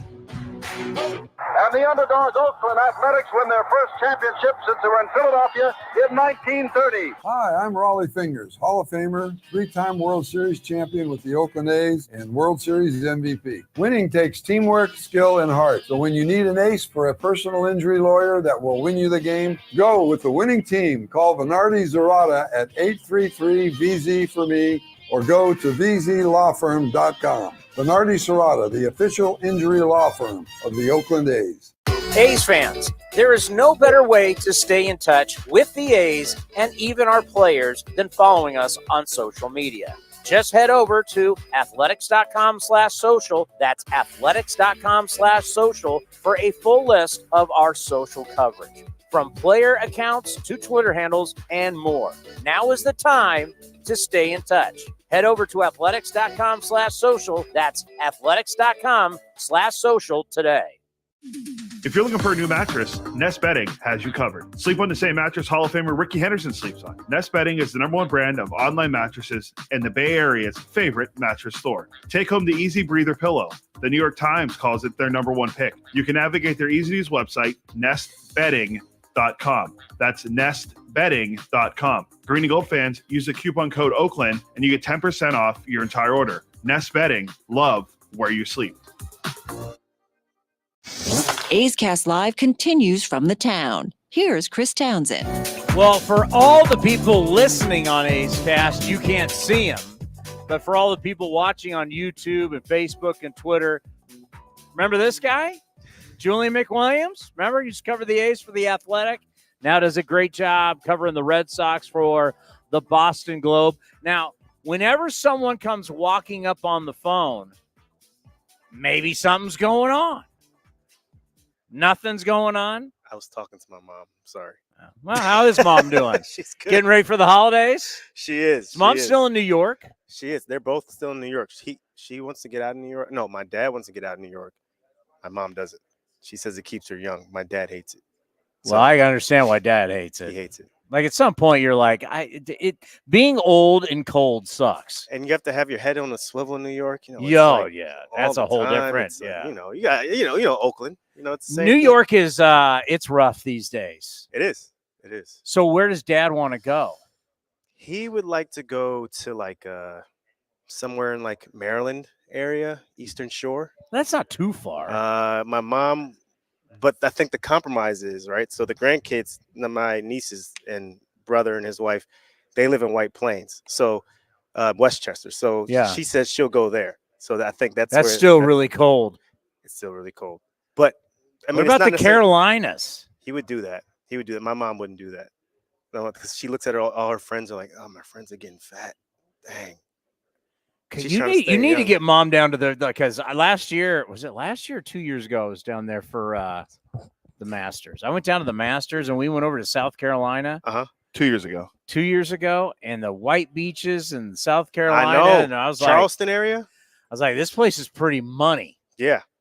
Charleston is pretty. I love Charleston. I went down there with my wife when I was back in 2017, and I was impressed. That's a great spot. So my uncle retired in North Carolina. I'm like, yeah, I get it, and plus get out of the cold. Yeah. I agree. Because at what point in the winter do you like, I'm over this? Oh, in Boston, like January. I remember there was a time I had just had our daughter. We had just had our daughter, and I was walking the dogs, and I have a Rottweiler, and she's great, the sweetest dog, but they just don't know their strength. She pulled me on some black ice, and I slipped and fell, and I just sat there for like 10 seconds. I'm like, what am I doing? Because it's just cold. Yeah, it's cold. Yeah, it's cold. It's no. So when we're like, oh my God, it's 38 degrees, you're like, bro, this is nothing. Yeah. A Yankee trade that's like the 8th time since 1969. Yeah, they've made a trade with the Red Sox. Like, yeah. What is going on? It's a new day and age. You know what? It's like last year they had something similar too, where Heim was like, he just said he wasn't averse to making trades with the Yankees, and obviously everybody else, from Dombrowski to Epstein to everybody else, they sort of held up that tradition that we were used to of them not negotiating together. But Alex Cora talked about it this morning, and former A. Craig Breslow, who's now the GM or chief baseball officer, however they make up these names. Now Well, there's all these different CBO. names. CBO. By the way, Heimblum trades outfielder Mookie Betts. Yeah. And now Craig Breslow trades Verdugo. So it's like these guys get the job with the Red Sox and you trade an outfielder. Exactly. So, but they saw it as an opportunity, they said, to get better. Now, I don't necessarily buy that. I think that Verdugo's was on an expiring deal. They obviously got better arms back. I think they think the kid fits. He has a chance of being a really good, starter at the big league level. Weissert, obviously, he's had big league experience, and the kid that they drafted in the 8th round has a big arm, they say. But so obviously, I think it builds the depth that they need, but ultimately, it doesn't necessarily move the needle. Verdugo was a problem last year. From showing up late to the clubhouse to not hustling on the field, and it was obviously creating some sort of tension within the organization. Okay, what do we do with this guy? We can't extend him. They tried to do their best to get the most out of him last year, but I think that was in part to trade him, right? And I think they got what they wanted, but he sort of fell off a cliff toward the latter part of the season. Now he said he had some off-field issues as well. His grandmother passed away last year, but ultimately on the field, I think they had felt like they had reached their peak with him. They needed to get something for him before they just lost him for nothing. So the Yankees know all this information. Why would they want him? Look, the one thing I will say about Alex is that if you know his what gets him going, what gets him sort of his juices flowing is pressure and is playing in big markets. He handled Boston well. When you have him, when you're looking at the fact of him showing up in clutch moments, he does that. When you're looking at the fact of him playing well against the Yankees at Yankee Stadium, he's done that. And you ask him, he's like, man, I love this atmosphere. I love the fans getting at me. I love everything about this. And he's in a walk year. He's in a year where he's going to be a free agent at the end of next inspired. Year. By the way, I would have got you a coffee. I didn't know. I'm good, man. Right. I'm straight. I'm all good. I'm going straight off adrenaline here. We're almost done here. We're at the end of this. All this. Wait a minute, you got the Rule 5 draft. You got the Rule 5 draft. We do that. Don't remind me of that. I'm not a fan of Rule 5 draft. Oh God, the Rule 5. Like, are you sticking around for the Rule 5 draft? I'm like, are you serious? I have to. I'm obliged. You guys have to. I'm obliged. Yeah, I'm obligated to sit Bob in there. Nightengale said, though, the one thing about the Rule 5 draft is that all of the front office people will be there, so they can't hide from you. Exactly. And that's the greatest thing about it. And then it's over. How is Breslow, by the way? I can't understand what he's talking about, but other smartest than that, man in baseball, he always has been. He's great. I mean, he's been really good in terms of the last couple of days. We gotten to know him a little bit more, and he's had his 20-minute sessions. He's very thorough. You obviously know he thinks through his stuff. He's prepared. And I think you alluded to it yesterday. His ability to be able to talk about pitching is something that's next level. Jim McCaffrey from The Athletic asked him a question about, turning over a lineup a third time, and he gave the best answer I've ever heard. You know what I mean? Just in terms of how to do it, right? But it's not necessarily saying a guy can do it, but here is how you do it. And I never heard a GM What did he say? or a manager.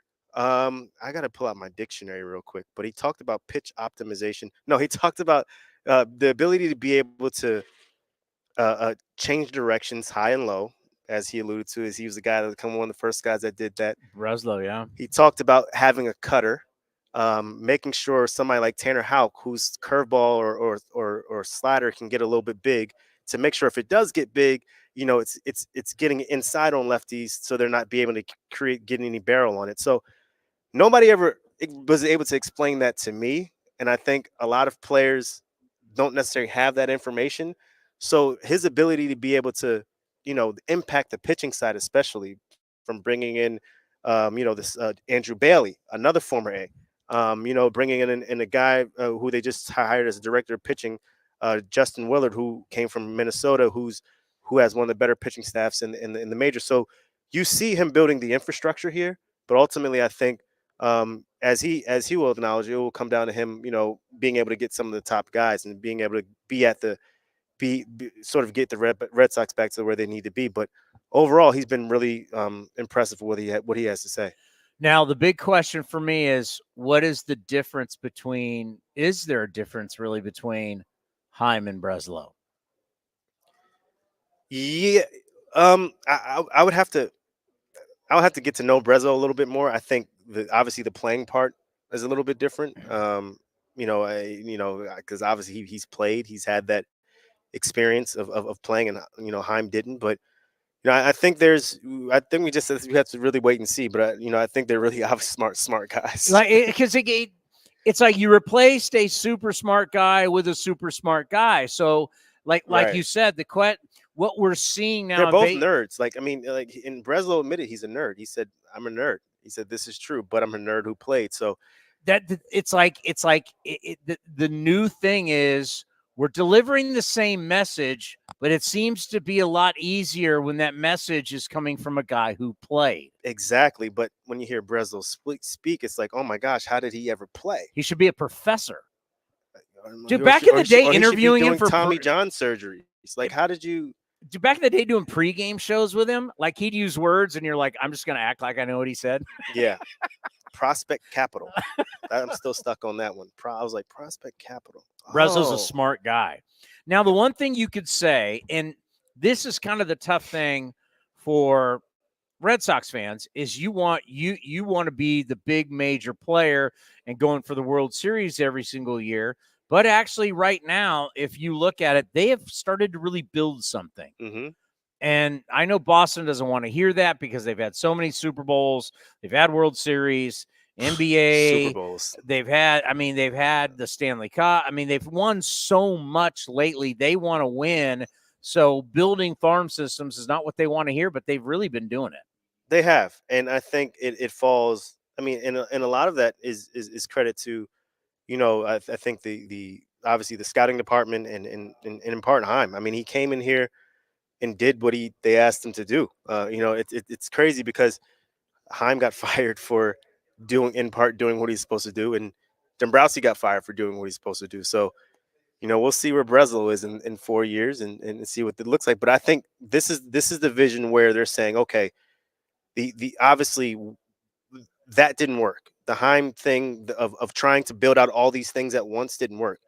So now we just have to focus on, yes, building up the prospect level, but being able to trade them when you need to trade them, right? Like Bobby Dahlbeck probably shouldn't be in a Red Sox uniform anymore, but Heim couldn't pull the trigger at the deadline last year because he wants to win the trade. And ultimately, it's not always about winning the trade. It's about getting the best player for your team that can help you in that moment. Would it be more now about what does ownership really want? We can keep bringing in smart guys, and because ownership is seen, they've got a lot of different. They want to own multiple teams and multiple sports. It's like, what does ownership want with all of that they've acquired in baseball, outside of baseball? What do they want with the Red Sox? I mean, Chairman, Tom Warner said that we're going to go all in this year and we need to be able to spend money. But I think ultimately John Henry is the guy that really calls the shots in this, and it's really uncertain what he wants to do. Does he want to keep the team? Does he want to sell the team? Does he, is his interest in Liverpool? Is his interest in just building out around Fenway Sports Group? Like, because you're looking at a situation. We haven't spoken to John Henry since 2019, the Mookie Betts trade. He has not spoken to the media at all. He was at the Breslow hiring, and we asked to speak to him, and he kind of waved us off and said, no, thank you. I'm rich and I don't need to deal with you people. Exactly. Like I wish I could be like that. I would be that guy. Yeah, and just but walk we away. need to talk to you. I'm rich. I don't need to talk to you. Bye-bye. So yes, exactly. Right? Like I'm off to my yacht in the Keys. We'll see you later. Exactly. So you're looking at that and you're saying, and there's just no clear message for us of the vision. And I think ultimately we're the product that they put together the last 4 years, we're only going off of the product that they put together. There's a disinterest there seemingly from ownership group and trying to build something, but from my perspective, just based off the on-field product. So if that changes this year, we'll see. But I think ultimately it's going to have to come down to winning to suggest what ownership wants, what they want. But since we haven't spoken to them, there's nothing really for us to really, to really lean on besides performance. I've lost track of time, date. What's the date today? Where are we? We're in Nashville. Remember a year ago, was it 6th. I mean, you're a day behind too. Oh, dang. The 6th. Remember a year ago today. Arson Judge. Arson Yeah, Judge. Arson Judge. So today's was going to the Giants. December 6th is today. All right, so it's December 6th. Right now, December 6th. Handicap it for me. How do you view the AL East? Which everybody, the AL East is always the toughest. It hasn't been. I mean, you say AL West, right? AL West. I keep looking at the end of the year, Right? and the Like, AL who's West up still at has the a end of the chance. year? Like, Yeah. who's there, right? So The Yankees weren't there. The Red Sox weren't there. Handicap, they finished in last place. They were at the Again, bottom. Same exact record, 78 and 84. All right, so last year. handicap right now, December 6th, winter meetings, Nashville. How do you handicap right now where we are? You look at the AL East. I think the Yankees kind of got humbled last year. I think Brian Cashman got humbled last year in terms of he talks about injuries and all that stuff. And I think they thought they had a really good team. And they looked up and said, oh, we just have a bunch of old guys who can't run and hit and Stanton and everything like that. So I think that they now see that they have to win. And they're in the marketing, which is why they say the Juan Soto trade's obviously probably going to happen. All the Japanese reporters, tell me that their thinking is, and it's pretty in unison, that Yamamoto's going to end up in New York. That's their feeling. This kid supposedly wants to be a player. Like he's a off the field wants to be a star. Oh yeah, yeah. Like Midtown. Like he likes fashion. Like fashion shows. Bob Nightengale said this kid Chelsea. is like he wants to be prime time, man. Down in Soho. Bend him like out. Beckham, baby. Oh man, yeah. Well, that's where it's at. I mean, you can do that. Look, Boston is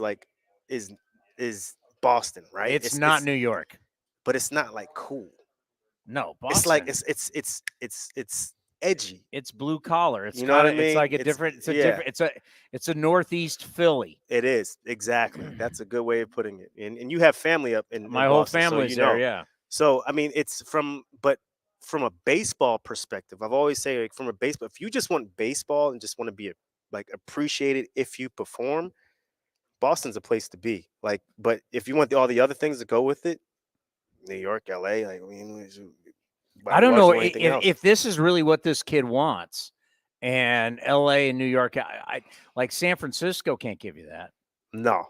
I mean, give you some of it, but like not New York style. I mean, that's different, man. That's like galas, hanging out with. You're rubbing, we saw what Derek Jeter did. I mean, it's like you want to live that lifestyle. It's there. Oh, and if you perform, it's really there. It's really there. So it'll be. I don't blame him. You know what? I respect that. I mean, that's somebody we always talk about the people who can they play in New York? Can they take? I love the guy that says, "Bring it on." I want that. I want to be the star. Yeah, and plus you got to look at all the Japanese representation too, from Matsui to Tanaka, and all those guys. And so most guys, they say in Japan, will get mainly Yankee games growing up, right? Because of Matsui and all those guys. So yeah, that's that generation, of Tanaka and those guys. You just watching, those starters. And obviously Daisuke played for the Red Sox, but the AL East is going to be tough.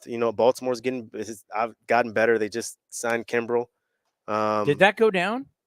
I believe so, right? Or am I tripping? It said close, but it's going to happen. All right, so Kimbrel, so they're super athletic. Blue Jays are kind of desperate. I'm out on the Blue Jays, man. I'm out. Like I just don't. Every year I pick them, and they do nothing. Like they're always a disappointment. They just seem like a young team, not even a young team anymore. But they always just seem like the team that just can't put together. Those teams that you talk about in basketball, they can't put together 4 quarters. That's the Blue Jays. They can't put together 4 quarters. Like it's like there's always an error or a strikeout in a key moment that sort of derails everything, right? And you look at Vlad Jr. I mean, has he tapped into his talent yet? Right? Like you look at he should probably be the best hitter in the league, overall hitter in the league, but he gains weight all the time. Like he just eats he's eating too much. Like that's the reality. Let's just call them what they are. They're soft. Bingo. They're soft. They're soft. Manoah came back spring training. Train wreck. 320 pounds. Is he 320? 320. I heard he's 320. And on top of that, I heard the pitch clock was in part what hurt him because he didn't have as much time in between to recover. He's got to eat. Wait a minute. Weight problem, needs a change of direction, needs somewhere to go from the limelight. Sounds like an Oakland A already. We'll take him right now. Bring him to the A's, baby. We'll rehab him. We'll get him on a diet. We'll rehab him. Oh man, you know how that works. Out there. Yeah, just when you think it's over, we'll rehab it, baby. You will. Absolutely. They'll take care of it for you. And the Rays. Oh, they're always there. They're always there. They're going to trade Glasnow, and they're going to trade all these guys, and then suddenly Taj Bradley's going to turn into Glasnow, and then McClanahan's coming back. They'll be there. They'll be good. Yeah, that's the thing about the Rays. It's like you don't worry. You just know whatever they're doing. I didn't realize that their R&D department, research and data, whatever you want to call it, they have more guys than the Yankees. Really? Yeah. That's what Cashman was saying. He's like, you realize Tampa's got more analytics people than we do.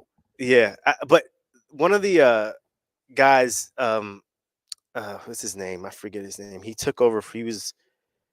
Zach Scott. He took over. He worked for the Red Sox for a long time, and he was on a podcast in their front office, and he's an analytics guy. He's like, yeah, I hear what Cashman's saying, but how many of those analytic guys that you don't necessarily have underneath the umbrella of analytics per se that are in player development, scouting? You know what I mean? So it's like, sure, they're not in the analytics department per se, but like he says when he counts analytics, it counts for everybody within the entire organization. So still their employment is way bigger than anybody else. Exactly. So like you could still be like the head of amateur scouting and be like a huge analytics guy, right? Like and funneling analytics toward this. So like how much of the program is actually dominated by people in analytics is actually a better question than saying, well, we have 5 people in our analytics department, And you're like, Cashman, you've got the biggest front office of anybody in all exactly. of baseball. And so and you all spend millions on it. Millions. And so like the guy who you think is, heading up player development is looking at a chart. You know what I mean? Telling you, hey, this is what we see. Do this. Throw your fastball here. Do that. Da-da-da. They're not necessarily looking at the player. So those are still analytics guys.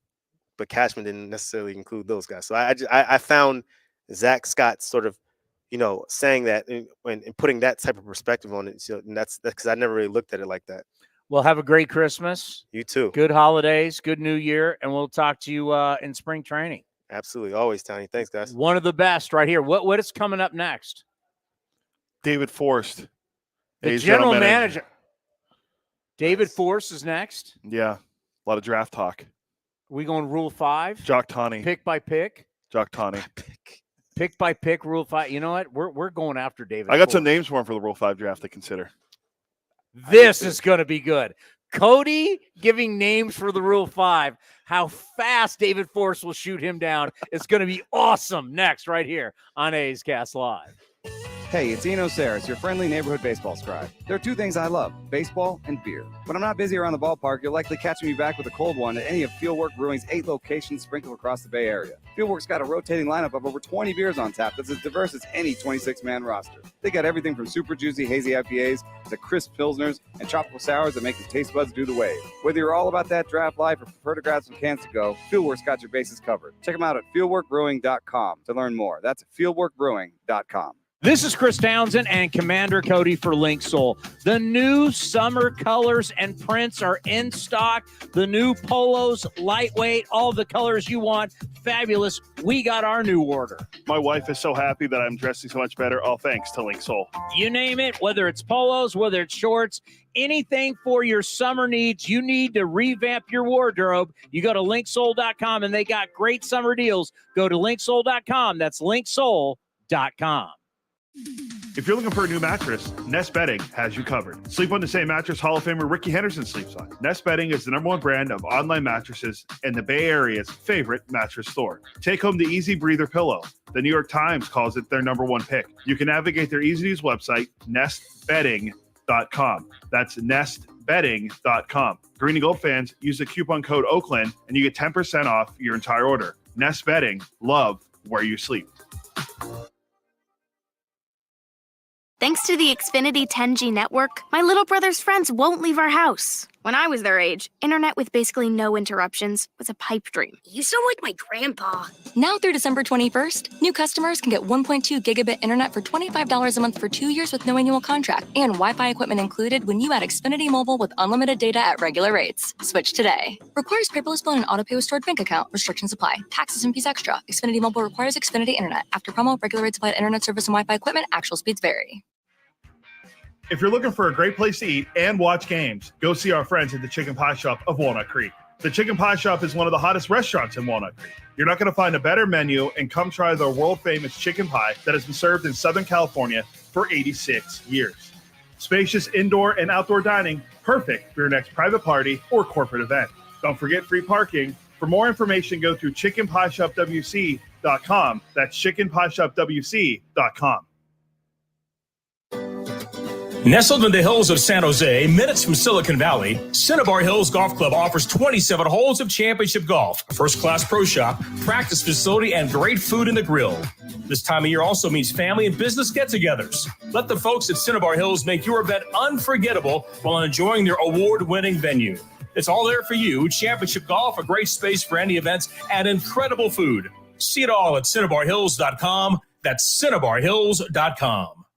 And the underdogs, Oakland Athletics, win their first championship since they were in Philadelphia in 1930. Hi, I'm Raleigh Fingers, Hall of Famer, three-time World Series champion with the Oakland A's and World Series MVP. Winning takes teamwork, skill, and heart. So when you need an ace for a personal injury lawyer that will win you the game, go with the winning team. Call Venardi Zerata at 833-VZ-FOR-ME or go to vzlawfirm.com. Venardi Serrata, the official injury law firm of the Oakland A's.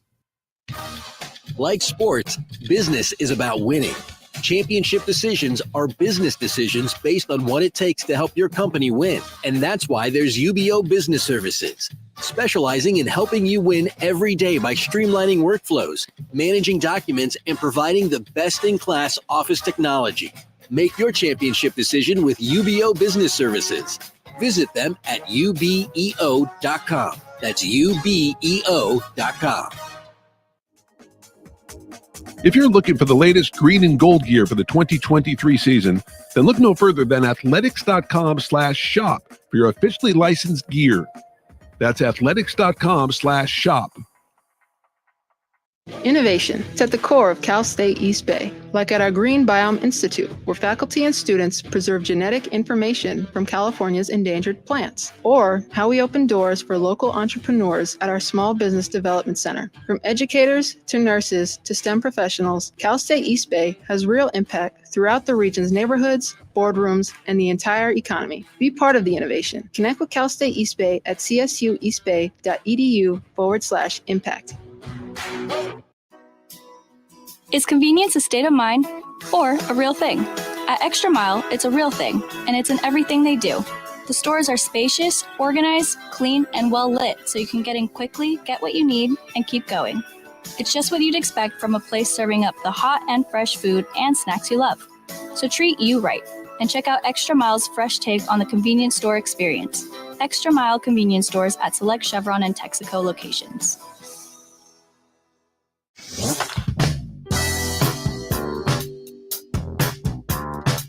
A's first base coach Bobby Crosby was on A's Cast Live and discussed what he learned as a coach in the A's minor league system. I think I have a pretty good grasp on the guys inside and out, just kind of know what makes them tick. And I'm sure, and when everything I heard about Bob as a manager, that's what the players loved him. And the players can see through somebody who's fake, someone who cares about themselves and doesn't care about them as a person. The playing side is great. You're going to help a guy out. But, yeah, guys come in and talk to me about what's going on personally, what's going on in their life. And a lot of times I know already. I kind of dive into that side with them. And I consider a lot of my friends, there's a line there where they know it's manager Bob, but it's also, I'm talking about myself, manager Bobby. And then also, when it's time to play, it's time to play. But outside of that, I'll hang out with them all. I'll enjoy time with them and really get to know them. They know I believe they know that I truly care about them as a person. And if baseball's their passion, which it is for most of them, that's what I really try to dive in on. How can I help them get to their goals of getting to the big leagues? So yeah, but it's more than just writing the lineup out. It's really diving into who the person is and what makes that person tick. You can watch the full interview at youtube.com/athletics or listen at athletics.com/A'sCast.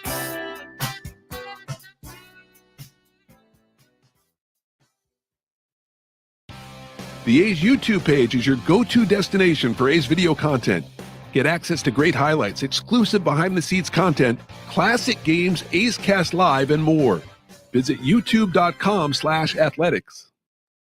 It's almost that time again, A's fans. Spring training will be here before you know it, and the Oakland Athletics will be celebrating 10 years at Ho-Ho-Cam Stadium. Now's the time to make plans to catch us in Mesa, Arizona, starting on February 24th, and enjoy the sunshine of your family and friends. Lawrence Butler, it's a fly ball to left field that's deep. Has a chance opposite field, home run, Lawrence Butler. Grab your tickets early for the best seats at the lowest prices as your green and gold take on the Giants, Padres, Cubs, Angels, and more at Ho-Ho-Cam Stadium. Don't wait. Get your tickets at athletics.com/spring. That's athletics.com/spring. A's Cast Live continues from the studio. Here's Chris Townsend. Studio?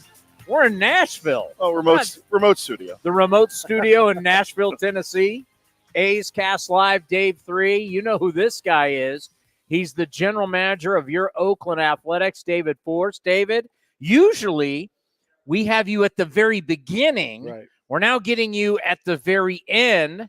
And obviously the day's not over for you because you guys have the Rule 5 draft. We do. Yeah, everybody sticks around from the last day, wait till the Rule 5 draft, and then it's a mad dash for the Uber line to get to the airport. And the Rule 5, my guy Ryan Noda, you know I love him. He's fantastic. So, and then go back to Mark Hanna. You have fished very well in this pond. We've done a nice job over the years. Yeah, the two guys you mentioned, I think, are probably two of the better position player picks over the last decade. So anytime you have a chance at this price to maybe get an everyday major league player, you have to take that opportunity. And Ryan worked out great last year. What is the, like, when you look at it, just take us through because you have the first pick. We do. So you're going to get who you want. Just take us through the process of how you go through the information, finding a guy somewhere who you go, you know what, he's blocked. Probably usually a guy that's blocked because Ryan Noda was blocked. Yeah. So, and, I mean, yeah, and Canna was too in the Marlins system. I mean, there are a couple different ways to approach this draft, and I think teams have different philosophies. We've never sort of gone for that high upside, toolsy A-ball guy who you just hope to hide for a year and then develop him yourself. We've always tried to find guys who can contribute right away. And all the way back, I mean, I think about Mike New back in 2003, our head baseball coach at Cal now.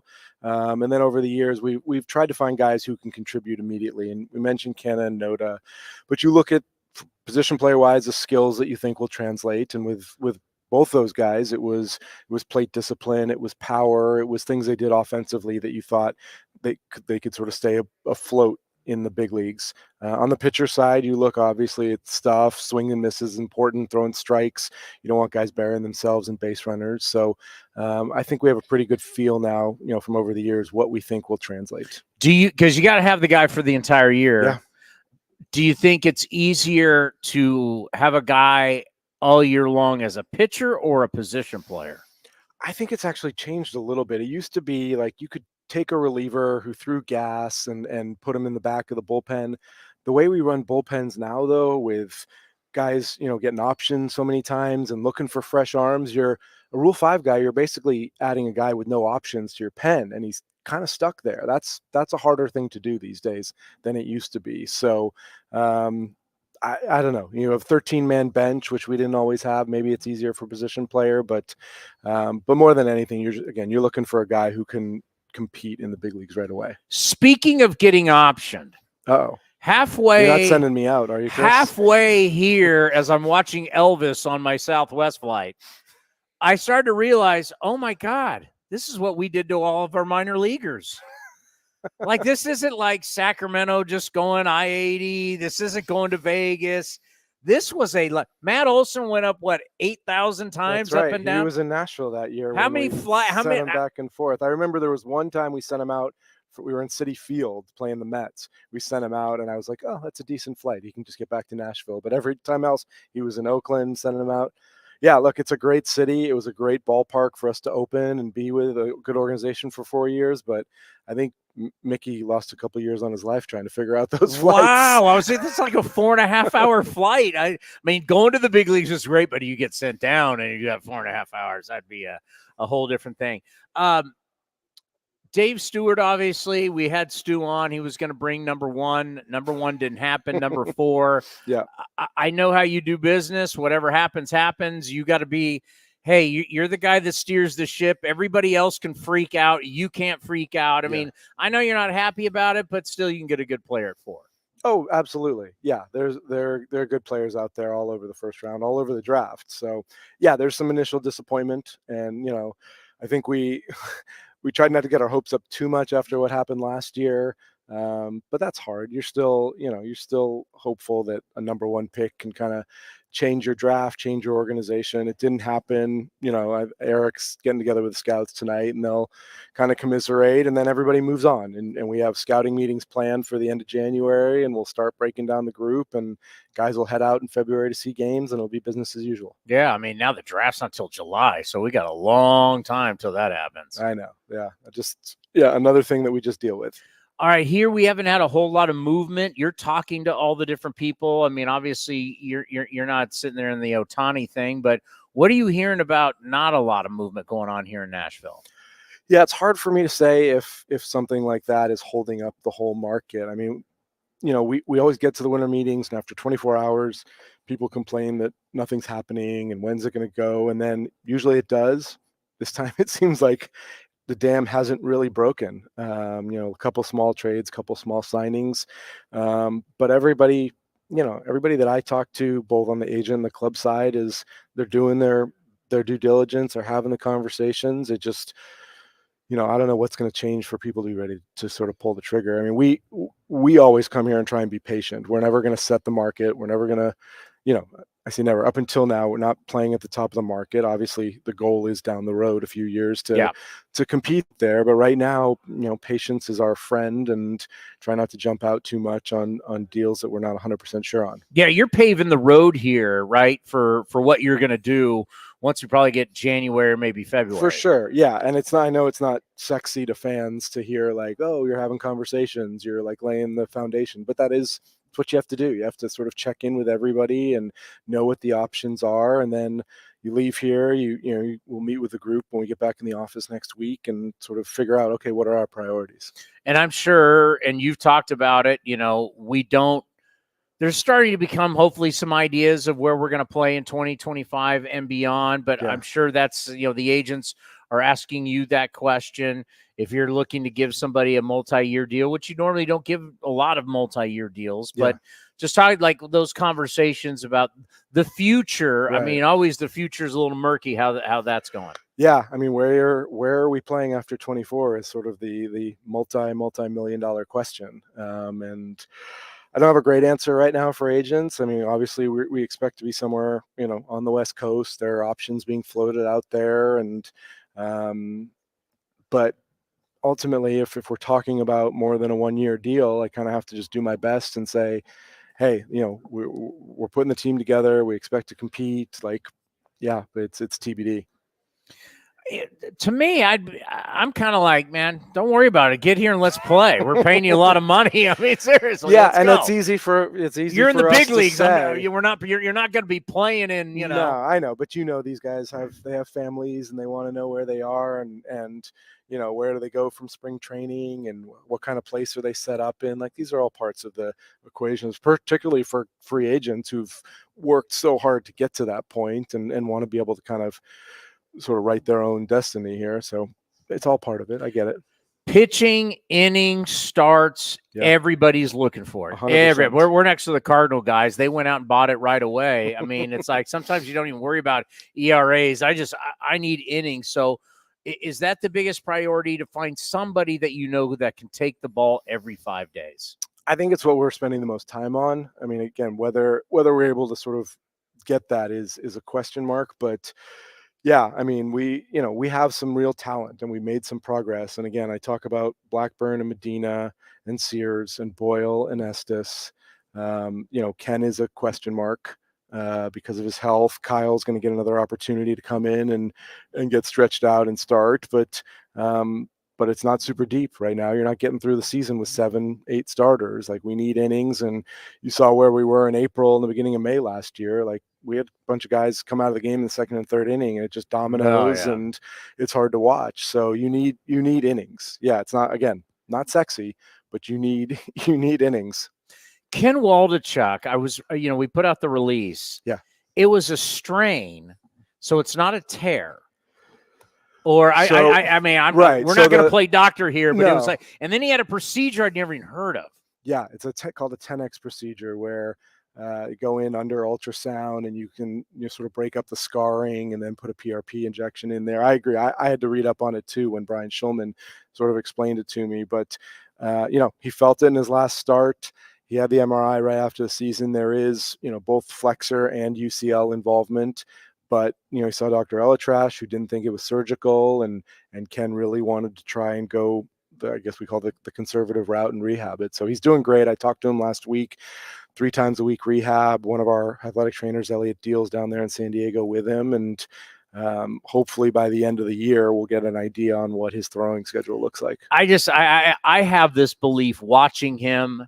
And when he is good, at some point with athletes, the light turns on. I think when that light turns on for him, he's going to be tough to hit. And I think we saw a lot of that in the second half of the season. I thought Emo did a great job with Ken. We moved him to the pen. They got him some low leverage outings, 2-3 innings. His stuff ticked up. I mean, I think back to his outing down in Florida against the Marlins, and he was throwing the ball great. He gave up a homer, I think, to either Soler or De La Cruz. And it kind of ruined his outing, but there were so many positives to take away. And from that point on, we went into Milwaukee, pitched well, and he really was basically our most consistent guy after the All-Star break. Guys that throw really hard and have a hard time staying healthy become bullpen guys and become very productive. You recently have done it with AJ Puck. Yeah. You've talked about it with Mason Miller. I remember when Mason Miller was getting called up and we had you on up in the treehouse and you said, we're going to give it an opportunity and see what happens. And of course he got hurt, but yeah. I love the idea. Like, he's a dynamic arm. I don't know if he can go every 5 days, but if you can keep him healthy in the pen, man, he can. So the plan now? Yeah, that's the plan. And I compared Mason to AJ the other night when I talked to the writers. It's not, it's not an exact comp, but yeah, I mean, Mason's tried starting now over 3 years, minor leagues, big leagues, keeps coming up with something, and we're going to try the pen. And to Mason's credit, he's open to whatever. He's obviously a little disappointed. I think everybody wants to be a starter when it comes down to it. But I mean, he, obviously, like you said, with his stuff, he could have a really impressive career in the bullpen. But we told him this is not permanent. Like, go out there. Let's try and keep you healthy for a year. That's got to be the first step. That way you help yourself, you help the team, and then we can reevaluate. That's where the good comp is with AJ Puck, because I talked about it in the postgame show, constantly going, sometimes I don't even care what the line is. It's just, does he come tomorrow and can he keep playing and not go on the DL? And he was able to do that. We had Kotz on yesterday, and I was like, you know what? I'm going to pump you up here because I think spring training is going to be different this year. Spring training, I think we're going to have a lot of competition. I think you got a lot of good young athletes. I think going into this year, as we're going to say, it's not sexy, but I think going into this year, this spring training with all the young athletes that you have, it's a whole different ballgame. Yeah, I think it is going to be fun. I mean, you look back on last spring training before we sort of ruined it with our April and May. It was exciting. There was there was an idea that like some of these guys were coming. Some of them arrived, and now it's different that they're competing for big league jobs instead of just sort of they're the prospects on the horizon. I'm talking about, the Geloffs, the Tylers, the Lawrences, and these other guys. So, look, we're going to have a big camp. This, we're not quite there yet on numbers, but this is probably going to be our biggest camp since I've been here, because when you have opportunity, you're able to sign guys from the outside, 6-year free agents. We'll sign some major league free agents. We have a lot of prospects we want to have in camp, non-roster guys like Muncy and Harris and, and some of these other guys. So it's going to be a big camp, and you're right, there's going to be a lot of competition. So I mean, Kotz does such a good job of setting the tone and creating a culture for all these guys coming together right from day one. Is there a spot where there's not a competition? I mean, the guy at second base is going to be at second base. Do you know my comp for him? Ryan Sandberg? Ryan Sandberg. Just a guess. Yeah. Ryan Sandberg. I think I've heard that one. I think it's a good comp. Look, I mean, the way Zach hit the ground running and like didn't really have a blip over the last couple of months, it's pretty rare for a young player to come up and do that. I mean, what a lot of other guys do, going up and down, and that's more normal. So Zach's 2.5 months in the bigs are pretty exciting. What does Ryan know to do? Gets on base. He gets on base. He's terrific defensively. Those two guys right there.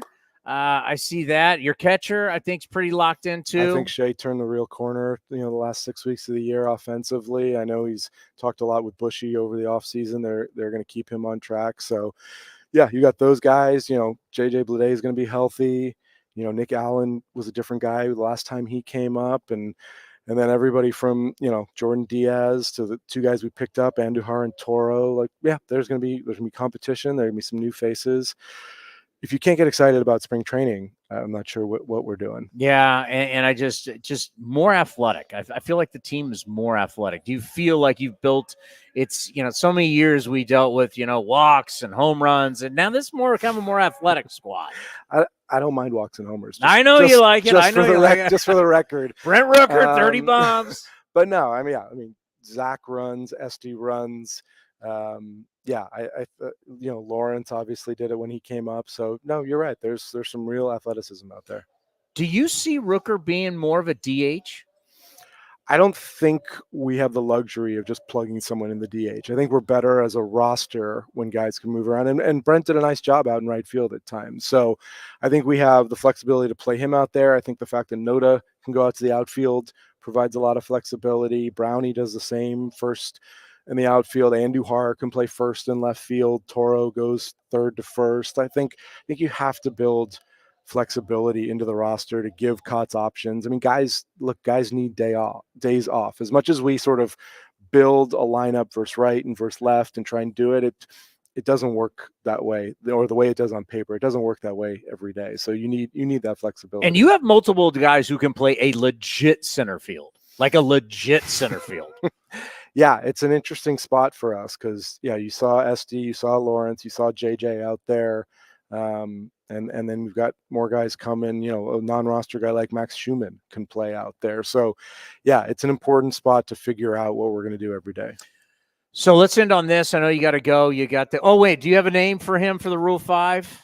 Okay, I got 3 of them. You're making suggestions? They're all 3 from the same draft. We have the first pick. That's correct. He gets whoever he wants. You broke that news to me. So Cole Wilcox, former Georgia kid. I'm familiar with his work. Tanner Burns, a kid from Auburn. Same, yeah. And Asa Lacey, who on this program I said would go to the Royals as well. Those are 3 guys I like. Okay. I don't know if you do, but I'm telling you, I like those guys. I'll take it under advisement. That's why I'm here. A lot of SEC guys. Yeah. I mean, all in the same draft, all 2020 draft, all 24 years old, all starting pitchers who can maybe throw innings. You like fastballs. I get it. Pitching. So Cody thinks we need pitching out of the Rule 5 draft. Can these guys go 5 innings? That's what I want to know. That's hopefully. Can you at least go 5? That's all. Dan O'Dowd, I love him on MLB Network. He's very kind to always come on this show. Jim Duquette was on the show. A lot of the people that, when you were first coming up, they were general managers, and we've been very fortunate that they've taken to the show and we get to have them on.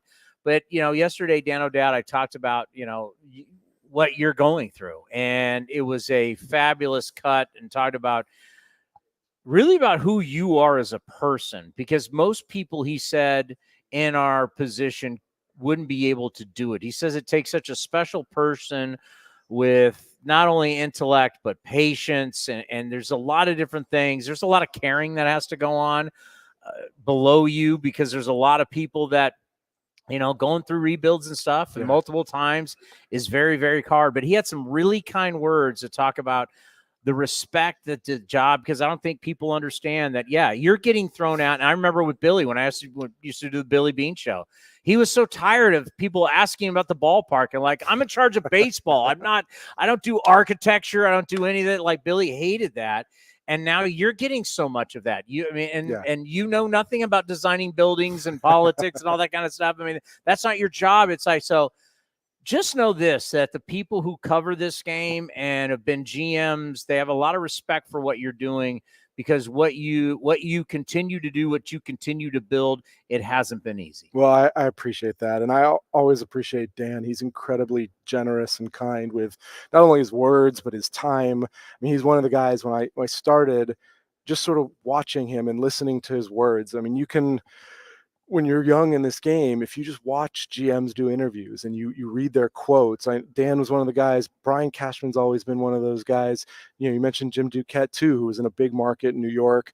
If you just watch and listen, you can learn a lot about how you want to handle yourself. And Dan was a guy like that. And he, you know, he'll shoot me a text every now and again. And I think you said he went through a rebuild in Cleveland when he was an assistant GM. Two with the Rockies. Yeah. And then always had a tough time with the Rockies and got them to the World Series, obviously, in 2007. But no, I appreciate Dan. I appreciate all these guys who've reached out and has been through, you know, similar stuff. I said the other night, I think our situation is actually unique, because I don't think anybody's gone through this. That word gets used a lot, and people say this is unique, whatever. Like, no one has been through a situation where they didn't know where they were playing. They didn't know exactly when or where the ballpark was going to be.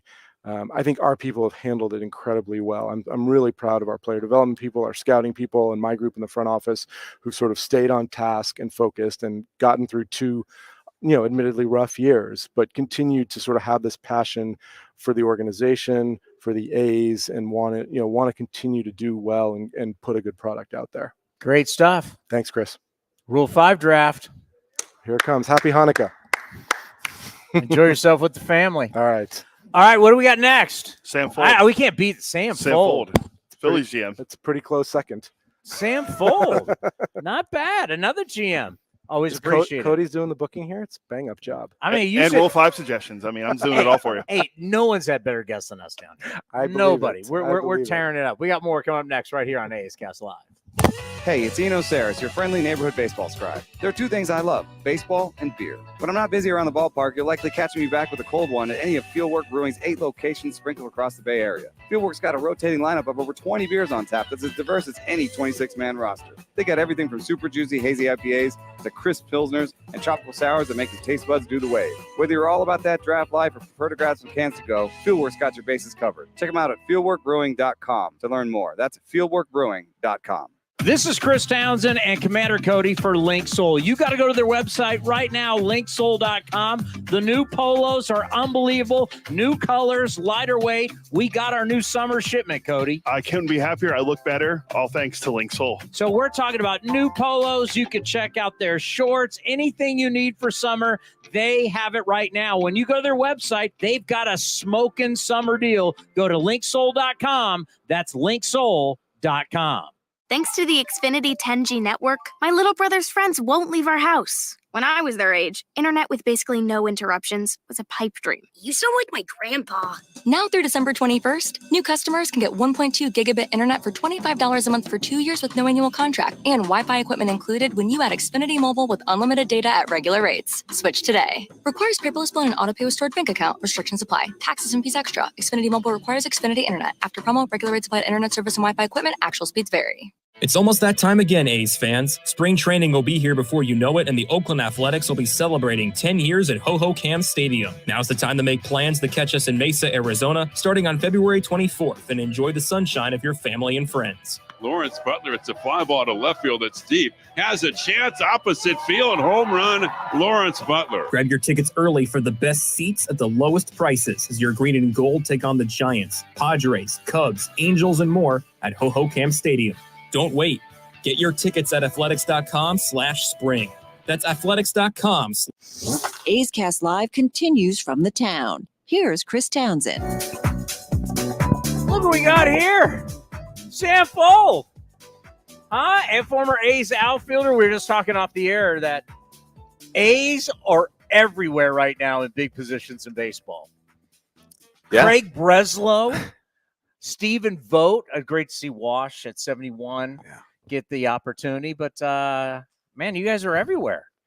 I guess so. Yeah, it's pretty cool. I mean, it speaks to sometimes I don't think your experiences as a player get enough credit for what sort of like, I don't know, almost educational experience that can be. So you're around guys like David and Billy and the whole group there. I think you can't help but learn a little bit, even if it's just by osmosis. So I think it's not by accident. I think a lot of the things that they've done really well over the last couple decades, sort of trickle down to the player level. So I don't think it's a complete fluke that guys like Bodie are excelling and accelerating so rapidly. Well, the Bay Area has been big for you in your career in a lot of different ways, college, pro. Yeah, love the Bay Area. Spent a lot of good time out there. It was definitely culture shock for me. I grew up in New Hampshire, and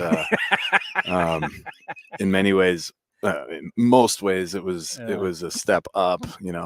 Particularly with respect to weather and all the lifestyle that I mean, I remember going out to my recruiting trip to Stanford in like, oh man, November, and it's 75 degrees, and the football team is beating up on San Jose State, and I'm like, this is great. I can't go anywhere but here. And I think before the college baseball restrictions existed in terms of when you could start your season, or the first college game I ever played was January 21st. It was at Cal Poly San Luis Obispo, and it was like 70 degrees, and I'm like, ocean's right there. Oh man, I'm like, this is not New Hampshire anymore. So a lot of great memories from a long time ago. Yeah. Are you surprised at all? Not a lot of action. A lot of hot chicken. Not a lot of hot action here at the winter meetings. Yeah, I guess not shocked. I mean, there's definitely some big dominoes to fall, and that's typically how things operate. So. Although everybody you talk to this week is just going, holy cow, this is the slowest winter meetings I can remember. And I haven't, I don't have a great sort of experience, a great long, extensive history coming to winter meetings, but certainly in my short time period, it's been pretty dry. But, minor league and Major League Rule 5 is around the corner. So once those dominoes How fall, excited are you for that? Yeah, well, it's fun. And maybe it doesn't get all the headlines, but we're gonna go pick by pick. We can't wait. Well, it's fun. Hey, Ryan Noda was good pickup for Mark the A's. Canna was a great Rule 5. That's right. Yep, yeah. Long history of A's Rule 5s. Nate Fryman too, I think. Was Nate a Rule 5? Maybe not. I think he was. Let me double check. I'll get back to you. Okay. What were like for you right now? What do you think are your guys' needs? Well, we feel really good about the group that we have right now. We were really fortunate to be able to bring Aaron Nola back, and that was a big plane to land. And we're just, love Aaron to death. I think he really wanted to be back in a Phillies uniform, and just really excited to be able to make that happen. He makes us better. He's just a workhorse that there's probably not a better workhorse in the game, and has shown the ability to pitch in big moments in the playoffs, and a big part of what we did in the last couple of years to push through the playoffs at a really high level. So I think we can get better. We can get better on the margins, but for all intents and purposes, we're bringing back most of what got us to the NLCS last year, and still a lot of big piece of the 22 World Series team too. World Series attendee, not winner. And you gave your manager an extension. Yeah, excited about that too. I mean, I think Tom's is such a understated person, but he's such. It's funny in a lot of ways, like Aaron Nola. They lead by example. They don't seek out the spotlight. But Tom sets such a good environment in the clubhouse and lets guys be themselves. Because you've got some massive personalities in that clubhouse. We do, but they gel. They really gel, and I think you see it. Whether it's in person or through the TV. We have a lot of fun on the field, but we respect the game, and I think play it the right way, play with the right amount of focus, embrace those big moments. And I think not every manager can facilitate that, and I think he does a great job of letting our players lead, but also being able to have those difficult conversations when needed. When you have a star player, how big is it when that guy is all in? Because I dealt for years with Barry Bonds, and it was so it was just at times so odd, and it was rough, and it was just prickly, and we all Giants and Barry Bonds, it just is what it. But you got a guy who's all in. What is it like with Bryce Harper? He's all in, all Philly. The town loves it. Blue collar, hard nosed. Just as a leader, as a guy, man. He'll that Tommy John. Fine, I'm coming back. I want to play. He's all in. How much does that mean for your franchise? That the guy that you're paying the big dollars to, he's an all-in, follow-me kind of guy. Well, it was clear from the beginning. He signed a 13-year deal. He was committed to the franchise. He was committed to the city. He immersed himself right away and became a Philadelphia Philly day one. And I think has bought into what we're doing organizationally. And like you talk about wanting the moment, living up to the moment. He truly is driven by winning World Series championships. And when those big opportunities come in the postseason and during the regular season, you don't want anybody up more than him. And guys feed off of his energy. He's committed. He's as focused as anybody. The work ethic, like day in and day out. He's not resting on any laurels. There's just there's such focus in him. And we're fortunate. He's a great guy to build around. And the bottom line, your division is no joke. It's a tough division. The Braves are just going to continue to be the Braves. We won 87 games in 22. We won 90 games last year.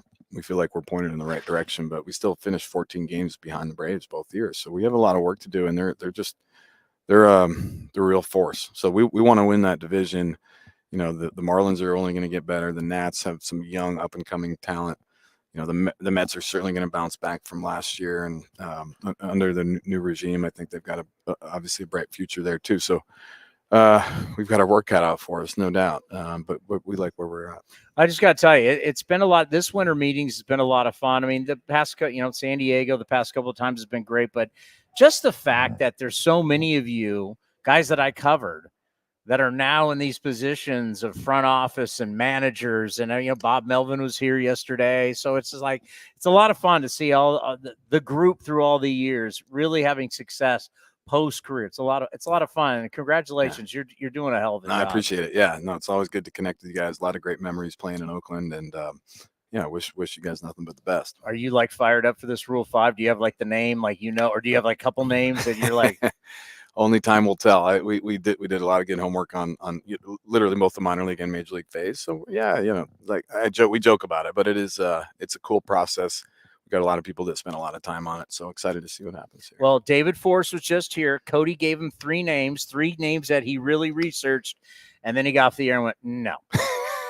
So we're picking first, and you couldn't even come close. No, but I found out who it is. Okay. So I do know who the guy is. We know who it is, but you weren't even close. I did the research to find out who it was. Well, there's a lot of players out there, so it's not easy. It's not easy to find. Thank you very much. Yeah, Continued success. We'll talk to you during the season. Sounds Happy great. holidays. All right, you too. We got more coming up next right here on A's Cast Live. Townsend and Commander Cody for Link Soul. You need to redo your wardrobe, especially for summer. They got new colors, new styles. Summer is here. The polos, unbelievable. The shorts, you name it, we got our new order. My wife is the happiest one out of all of us because I look better, thanks to Link Soul. And they've got unbelievable deals right now for the summer. So what are you waiting for? Shirts, polos, shorts, you name it. You go to linksoul.com. That's linksoul.com. Thanks to the Xfinity 10G network, my little brother's friends won't leave our house. When I was their age, internet with basically no interruptions was a pipe dream. You sound like my grandpa. Now through December 21st, new customers can get 1.2 gigabit internet for $25 a month for 2 years with no annual contract and Wi-Fi equipment included when you add Xfinity Mobile with unlimited data at regular rates. Switch today. Requires paperless bill and auto-pay with stored bank account. Restrictions apply. Taxes and fees extra. Xfinity Mobile requires Xfinity internet. After promo, regular rates applied internet service and Wi-Fi equipment. Actual speeds vary. It's almost that time again, A's fans. Spring training will be here before you know it, and the Oakland Athletics will be celebrating 10 years at Ho-Ho-Cam Stadium. Now's the time to make plans to catch us in Mesa, Arizona, starting on February 24th, and enjoy the sunshine of your family and friends. Lawrence Butler, it's a fly ball to left field that's deep. Has a chance opposite field. Home run, Lawrence Butler. Grab your tickets early for the best seats at the lowest prices as your green and gold take on the Giants, Padres, Cubs, Angels, and more at Ho-Ho-Cam Stadium. Don't wait. Get your tickets at athletics.com/spring. That's athletics.com/spring. A's fans, There is no better way to stay in touch with the A's and even our players than following us on social media. Just head over to athletics.com/social. That's athletics.com/social for a full list of our social coverage, from player accounts to Twitter handles and more. Now is the time to stay in touch. Head over to athletics.com/social. That's athletics.com/social today. This is Chris Townsend, and if you're looking for a great place to eat and watch games, go see my friends at the Chicken Pie Shop of Walnut Creek. The Chicken Pie Shop is one of the hottest restaurants in Walnut Creek. You're not going to find a better menu, and come try their world-famous chicken pie that has been served in Southern California for 86 years. Spacious indoor and outdoor dining, perfect for your next private party or corporate event. Don't forget free parking. For more information, go to chickenpieshopwc.com. That's chickenpieshopwc.com.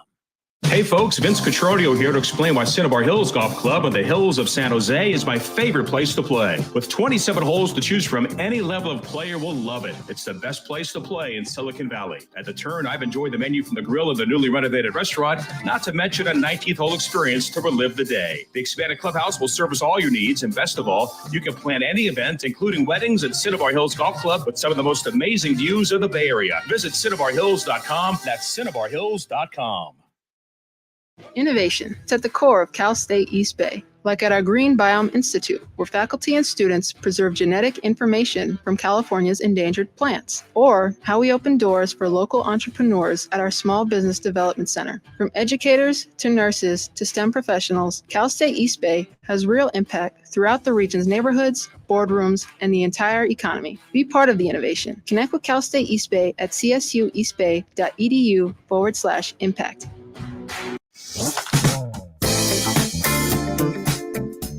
Former Rookie of the Year and A's first base coach Bobby Crosby joined A's Cast Live to talk about his growth as a manager at Midland. I wouldn't say there's a lot except for just learning the game more. I mean, there's always different personalities that you're going to get.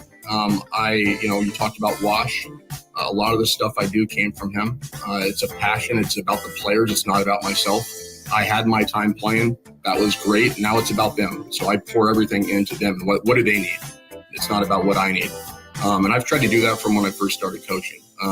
Managing, there's always, there's different facets of the game. The running game, which I really didn't have to worry about as a shortstop that I've learned. And you get different personalities. Last year we had a tight-knit group that knew each other because there was a lot of repeat guys. And this year we've had, uber talented guys come up, but they weren't a part of that same group. So it's how do we form these guys into all believing the same thing and being under the same umbrella and believing in each other. So there's always certain different things that are going to come up that are going to help me grow as a coach.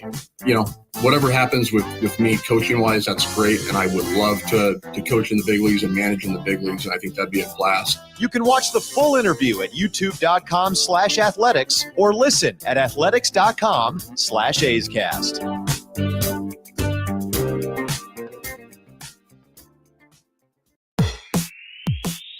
If you're looking for a new mattress, Nest Bedding has you covered. Sleep on the same mattress Hall of Famer Ricky Henderson sleeps on. Nest Bedding is a national brand with family-owned prices and service. You can shop at one of their Bay Area locations, and all stores are sanitized and safe, or you can navigate their easy-to-use website, nestbedding.com. That's nestbedding.com. Green and Gold fans, use the coupon code Oakland, and you'll get 10% off your entire order. Nest Bedding, love where you sleep.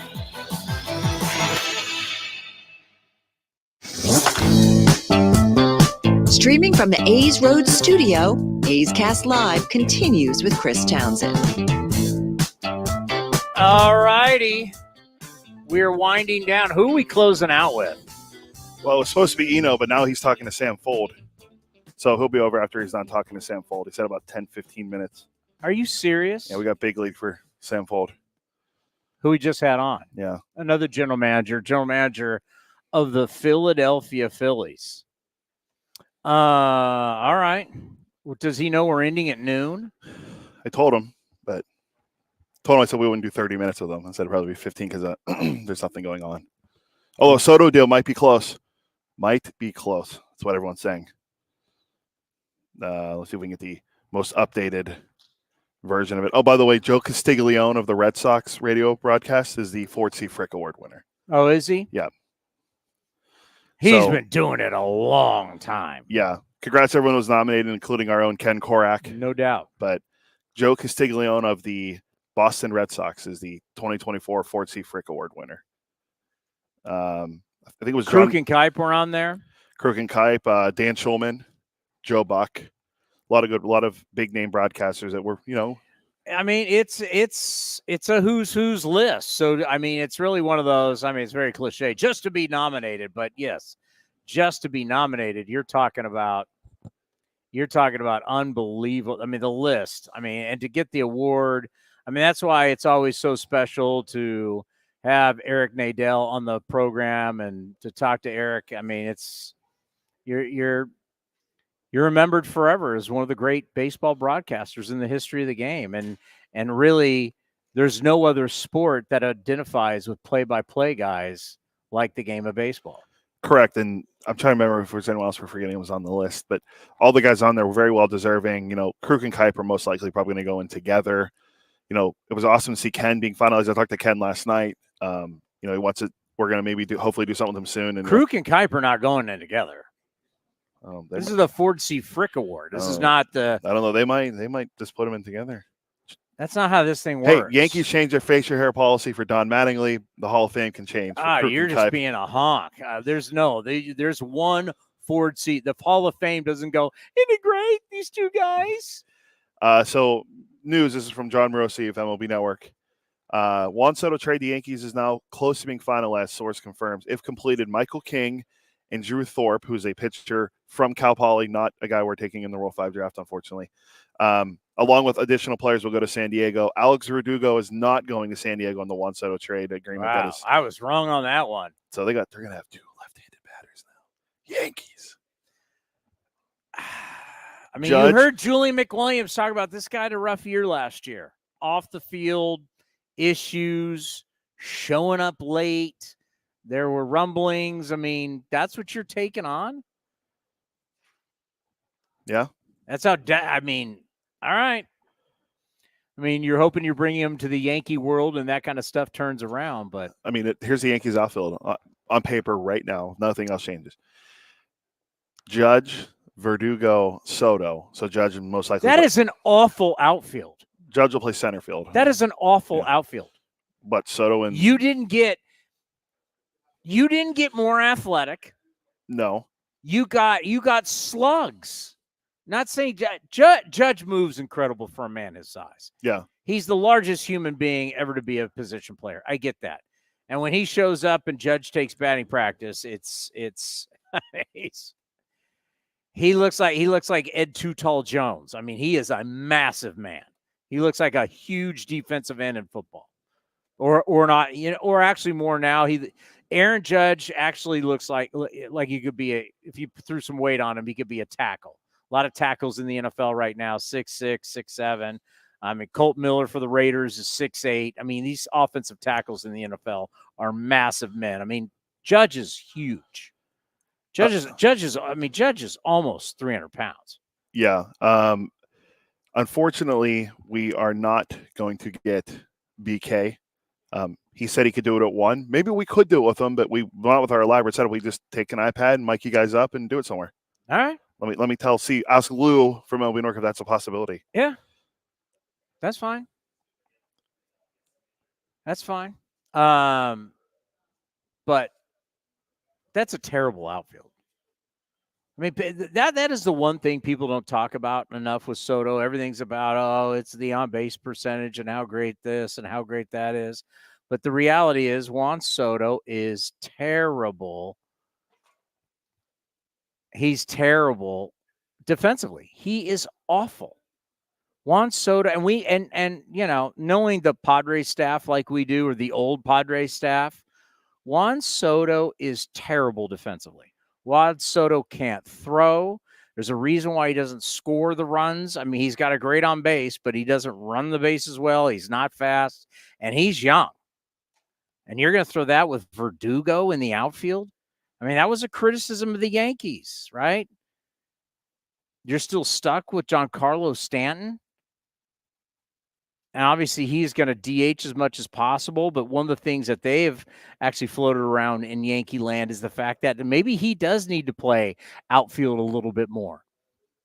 maybe he does need to be in the outfield a little bit more to help him try and stay healthy.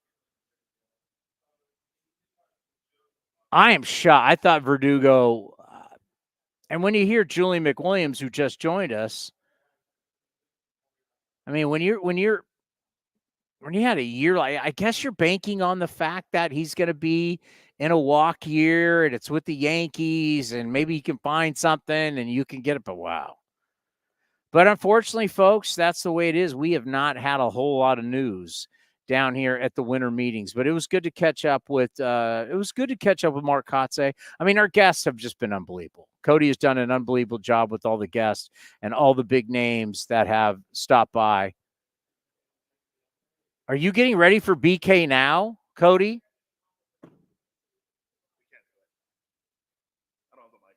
Yeah, all right. So Brian Kinney, you know what? We'll take a rain check with BK. So I wanted to confirm before we did it, but I thought I brought the mics, but I guess I didn't bring them. Because we usually use those when we do stuff on the field, the Coliseum beforehand, but I guess I forgot to bring them. I didn't think we were going to need them. That's why you always come prepared. Yeah. A Boy Scout always comes prepared, Cody. I have like 6,000 different cables we could use in case any of our cables my bad, but I forgot to bring my wireless microphones. Lauren Chahadi just walked by. We've never had her on the program.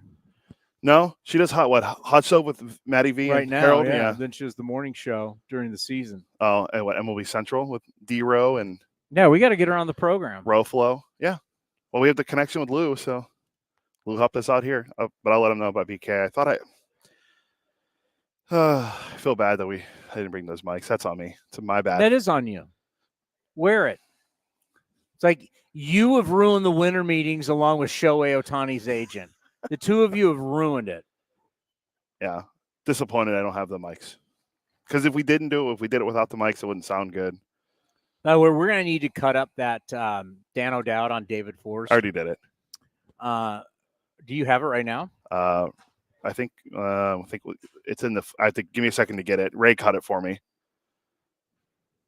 Because what he said about David Forst is dead on. And since we just had our general manager on talking about what has happened with David and what he has gone through, because obviously down here, everything, this is really baseball's first chance to really talk to the A's and not basically talk to A's front office about the move to Vegas, the vote by the owners, all the stuff that has transpired. This has been their first chance to actually talk about it. And that's what's tough for David Forst, is that David Forst is not in charge of any of that. David Forst is in charge of baseball operations. That's his job. It's the players, it's the manager, it's the coaches, it's all the minor league managers and coaches, minor league players, the scouts that are here in the United States, the scouting department that's outside the United States. That's his realm. His realm is not dealing with a team moving and building a new stadium and all that kind of stuff. And where do we play in 2025? I'm sure he's consulted, but he's not making those decisions. So David's been put in, like Billy Beane was put in, but now even more than ever, David has been put in a really, really tough spot. We have the audio. It's the full cut, so it's like 4 minutes long. Okay, I want to play this for you because I have a lot of respect. As you know, if you watch the show, Dan O'Dowd, what a career he had in the front office, now doing such a bang-up job for MLB Network as kind of the resident GM on MLB Network. His work he got the Colorado Rockies to the World Series. Think about that. Yeah. Did multiple rebuilds.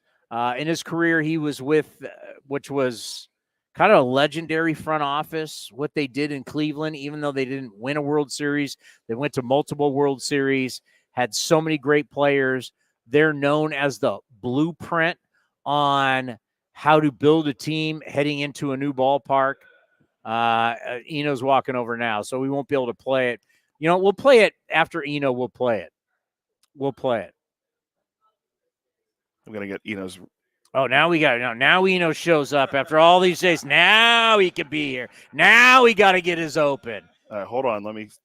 By the way, I rumor has it the Athletic held more meetings with its staff than any baseball team down here at the winter meetings. Do we have his open?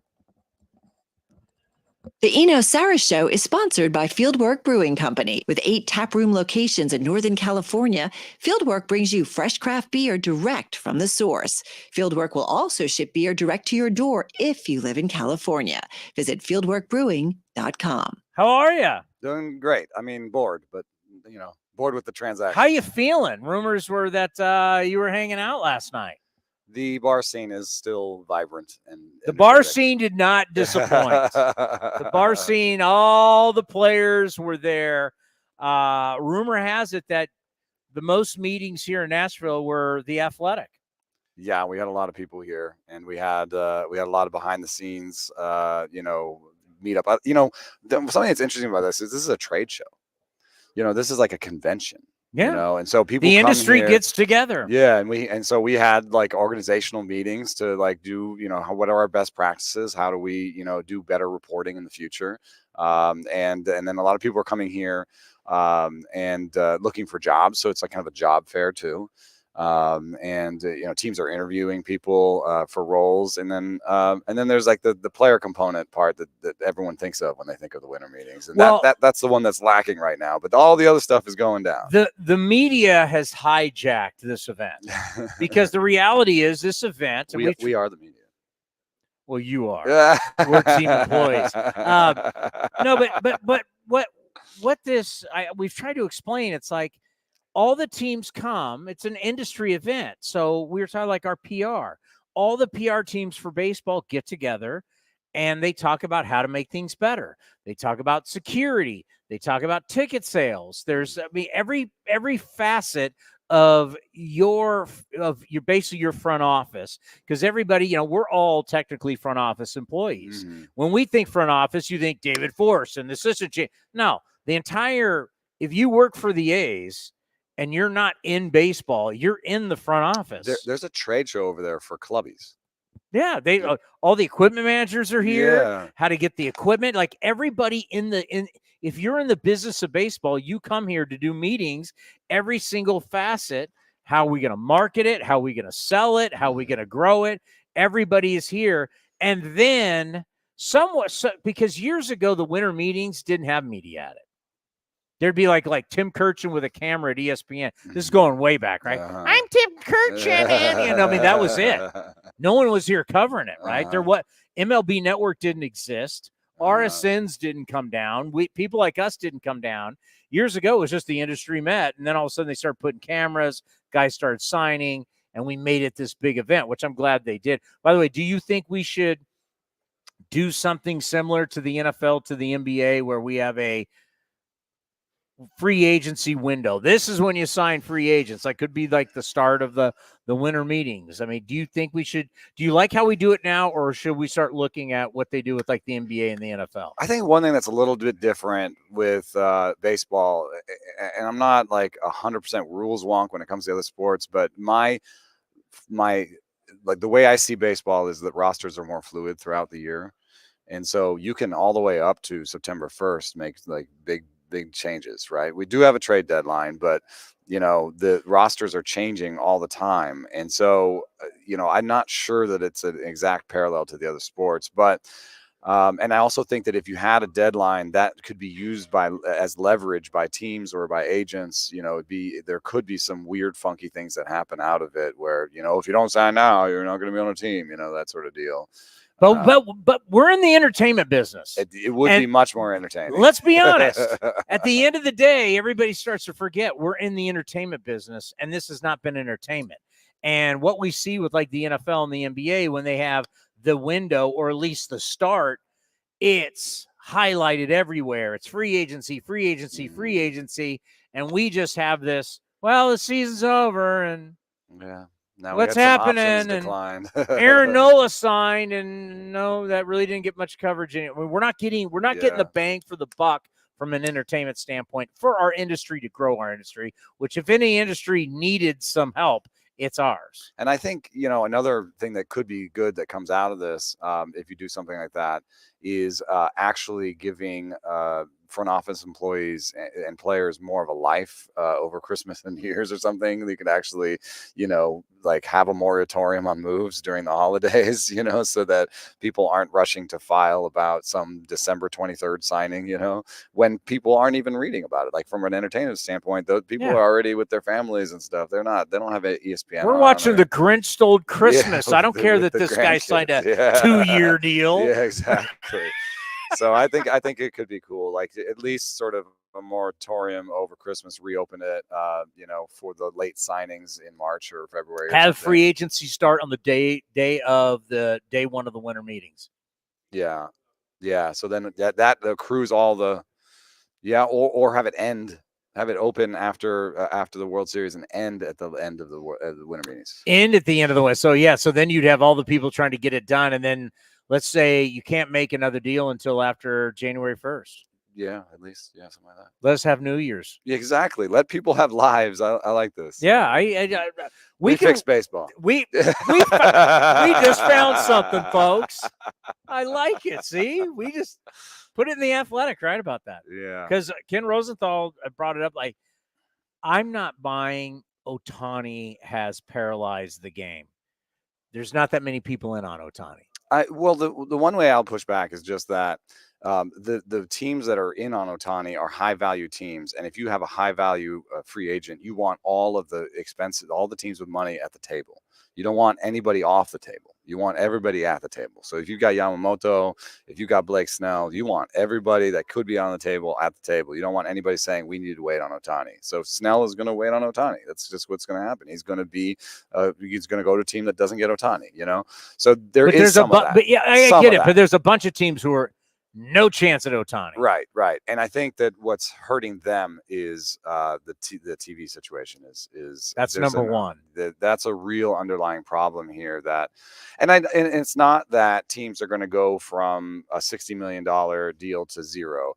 Baseball has put in, some processes where they've done this already with like the Diamondbacks and other teams where they're just going to take over doing the game. But they're getting far less. They're going to get less. I mean, I've heard estimates from 60 to 80% is what teams think they'll get out of their TV deals. If you kind of do the math, 60 to 80% of your 60 million, you're missing 20 million that you would be spending in free agency otherwise. Well, that would be a lot of these sort of mid-level guys. That'd be more Sonny Gray type signings, if you had $20 million. So there's a lot of kind of mid-level guys that are getting squeezed right now just because the mid-level teams that would sign them, there's like 11 teams that don't know what's going to happen next year with their TV deal. So that's a lot. That's more than are in on Ohtani, right? Well, folks, that's why we created A's Cast, because we knew terrestrial radio's dying. The RSNs are dying. A's Cast, you can listen, you can watch. Now we're going to be streaming all of our games. You can buy the package to stream the Diamondback games. That means the Diamondbacks are going to have to create all their own content. Mm-hmm. Who creates all their own content? A's Cast. See why we did this years ago? We told you we're doing something that's the future. And a lot of people like Jeff Fletcher, who from the Orange County Register, he goes, yeah, you're still doing A's Cast, huh? And I want to go, because this is the future, bro. Yeah. You guys still think it's about, KMBR is dumping people like you wouldn't believe. KMBR was the heritage radio station. Anytime we get into a car now, we can put anything we want on the radio. It's not like where you used to be like, I've got a radio and I have to switch the channels. Every one of us has like a Bluetooth, has a thing that phone. Where you get A's Cast. Have your kids ever been to AM radio? My kids haven't. My kids don't even know what AM radio is. They can watch YouTube in the car. No. Seriously, when I hear people go, I've heard people, and I have this, the great Ken Korak, it's like AM radio, the tradition of baseball. I'm like, my kids don't even know where AM. They don't even know what that means. My kids don't even watch TV. Yeah, that's right. You're talking about RSNs.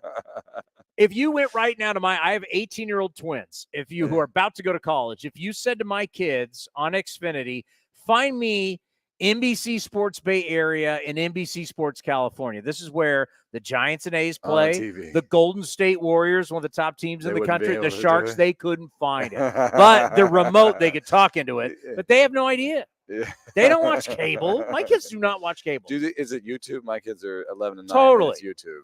Unless it's Dancing with the Stars. What else do they watch? Couple One of the things Bachelors. after, yeah. If it's not anything like that, my kids are at I have twin girls. YouTube obviously. and TikTok. They have no idea. If you could say, hey, where's the Warriors game? My kids would be like, huh? Who's on the Warriors? But my kids, how about this? So my kids have known Bob Melvin since they were little girls. I have pictures with Melvin and my kids. I'm like, yeah, we had Melvin on today. It's kind of a big deal. Giants. Both my kids and my wife were like, Bob Melvin's the Giants man. What? I went, yeah. Shows you how much they're following it.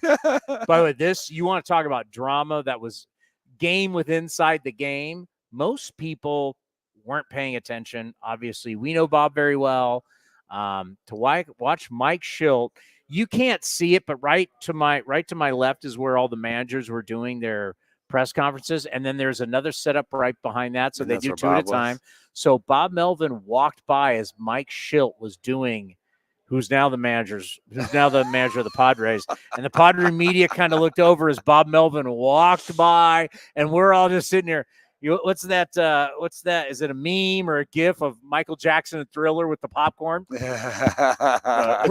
a gift. It's a gift. We were all just sitting here going, because right after that we had Bob Melvin on. It was like drama. I love this is what's so great about the winter meetings is these like weird things. So I was hanging out, talking to Chandler Rome, our Astros writer, and behind me, Jed Lowry and Jeff Passan were having a conversation. And Jed Lowry asked Jeff Passan, well, did you watch any of the Bahrain, weird baseball league that they did, with the kind of old timers league where Bartolo Colon was pitching and stuff? I saw some, yeah.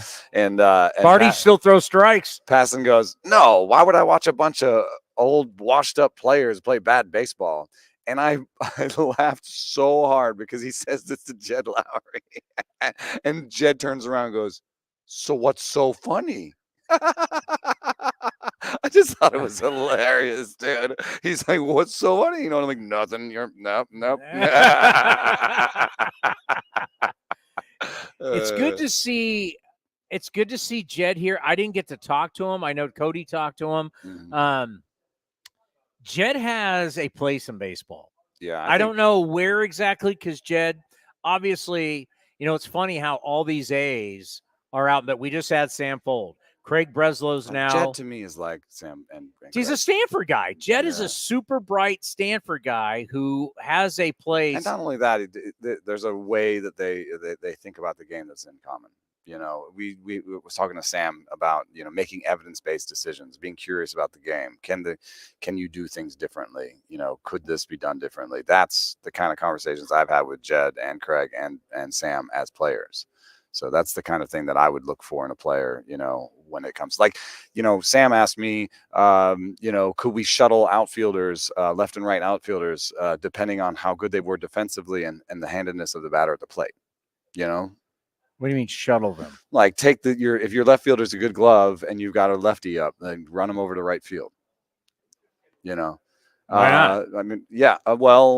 Pitch clock makes it hard now. Oh, okay. And then there's like extra running that you're asking them to do. But like in football, yeah, I can move. It's like a nickel package or whatever. Yeah, I'm moving guys in and out every single play based on my coverages. I mean, it's based on idea. offense. He said they tried it a little bit in spring training with the Phillies. I mean, offense. Remember the one thing that's great to talk about football with baseball, because you normally can't do that. Now that we're under a clock. It's a little bit more similar. Hey, football, we got, third down packages come in both offense and defense, and I've got to snap the ball, right? So it's like other sports. We have to get the ball across the court by a certain time. We're constantly making adjustments. Why not? Yeah.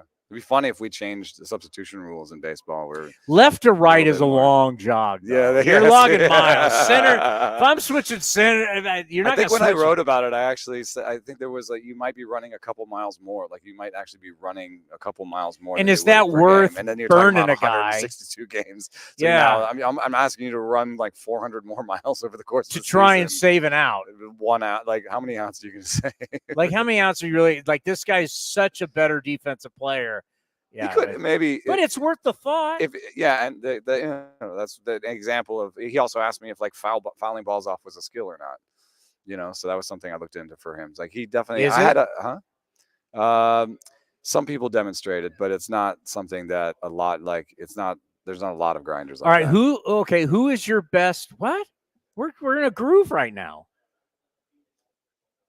We don't leave till 6. We might talk right through the Rule 5 draft, break down every pick. Oh, so do you want me to get BK at 1 then?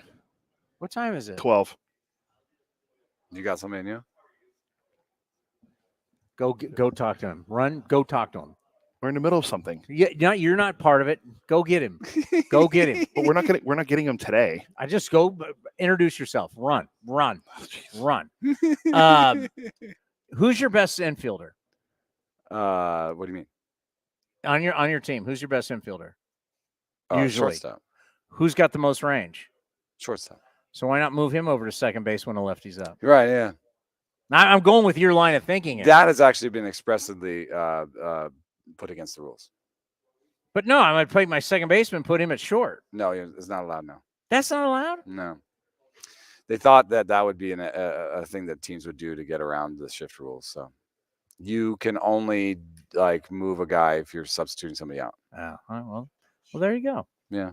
I mean, there goes my athletic article. But there's always like an arms race between the teams being like, oh, I'm going to do this, and like MLB being like, nope, we're changing the rules. You can't do that. I mean, they're smart by that. No, but like how many times would you shuttle the left and right fielder before baseball is like, no, let's put a stop to this. But the thing is, as long as they're playing in that position when the batter is at the plate, yeah. As long as they're playing, that's the one thing that what baseball didn't like was that you're shifting guys all the way, that changed singles. Yeah. Johnny Gomes made a great point because Johnny's really been dealing with these companies that are producing data for teams. And Johnny's like, listen, if you're not all in on building your team around this stuff, you're an idiot. Mm-hmm. Yeah. But he said all 30 teams are doing it differently. What's surprising to me is I think that player development is still a place where teams can make a difference and be different and have an advantage. And what's weird about that is that, I wrote a piece like 6 years ago saying player development is a big place for like teams. You're talking about drafting and coaching basically, like making sure that you're getting the very best out of the talent you've got. And the reason why I think that it still remains, a place of opportunity is that it's hard. It's hard to do right, because if you think about it, here's a very specific example. It's just like to do player development. What you're saying basically is, I know how good this player is, and then I'm going to do some stuff that I know is good for him, and then I know that player is better, so I know how good he is after that, and I know that each of these things that I did the thing. Coached them the correct way. You know what I'm saying? So all of those things, I'm going to break it down a whole different way for you. But all those things are hard to know. Yeah. It's hard to know how good you are as like an 18-year-old in A-ball. I don't actually know how exactly good you are. And then I don't exactly know how good your pitching coach is and how good your hitting coach is and how good this is, but I'm hoping they're good. And then I don't exactly know how good you are on the other end of that coaching. So there's a bunch of noise in it. It's hard to get it right. But teams that like set up numbers and like be like, we care about stuff plus, and we want our pitching coaches in the minor leagues to coach up the stuff plus, and we're going to tell those coaches that, and the coaches like, I know if I don't coach my guys up in stuff plus, then I might get fired. They're going to coach those guys up in stuff plus. The players even will be like, oh, I know I got to throw better stuff, and I know how I'm being judged, And so all of a sudden, that's how Kyle Bodie, when he worked for the Reds, took them from 26th in stuff plus to 3rd in 2 years, just by broadcasting to everybody, these are our values. These are the things we care about. This is how you're going to be judged. And not every team does that. Surprisingly, it sounds a little bit simple, but baseball's hard. Very arrogant and traditional. Mm-hmm. They're arrogant and traditional. So I'm going to break it down even simplify it. I've got 10 math teachers. Only one may be good. And what is a good teacher? Can teach the subject and can relate to the student. Connect to the player. Understand that every student's not the same and every student doesn't do math the same. Yeah. So the one teacher, probably 1 out of the 10, is able to take the info, give it to the pupil absorbs it, and then succeeds with it. Right. I got 10 pitching coaches, no different than the math teacher. I got 10 pitching coaches. How many pitching coaches can take the data, give it to each individual pitcher who learns differently? So why don't you find that one and have 10 of that? Because the problem is these coaches aren't real teachers. They're ex-players who now want to have a job after playing.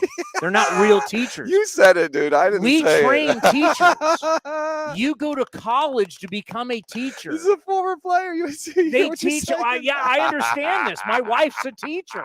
You go to school to learn how to teach kids, and every kid is not the same.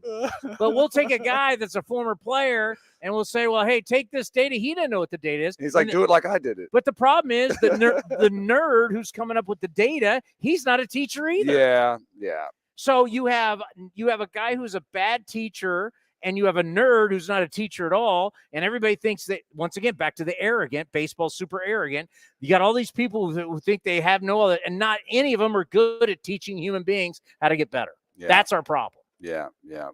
That's why you find, like, all of us grow up and go to school. We remember that one teacher that everybody related to. Right. That one teacher you learn the most from.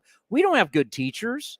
Most of these guys, these ex-players, they're not teachers. We got these nerds coming in with all their different data. They don't know how to teach. They just want to force it on you.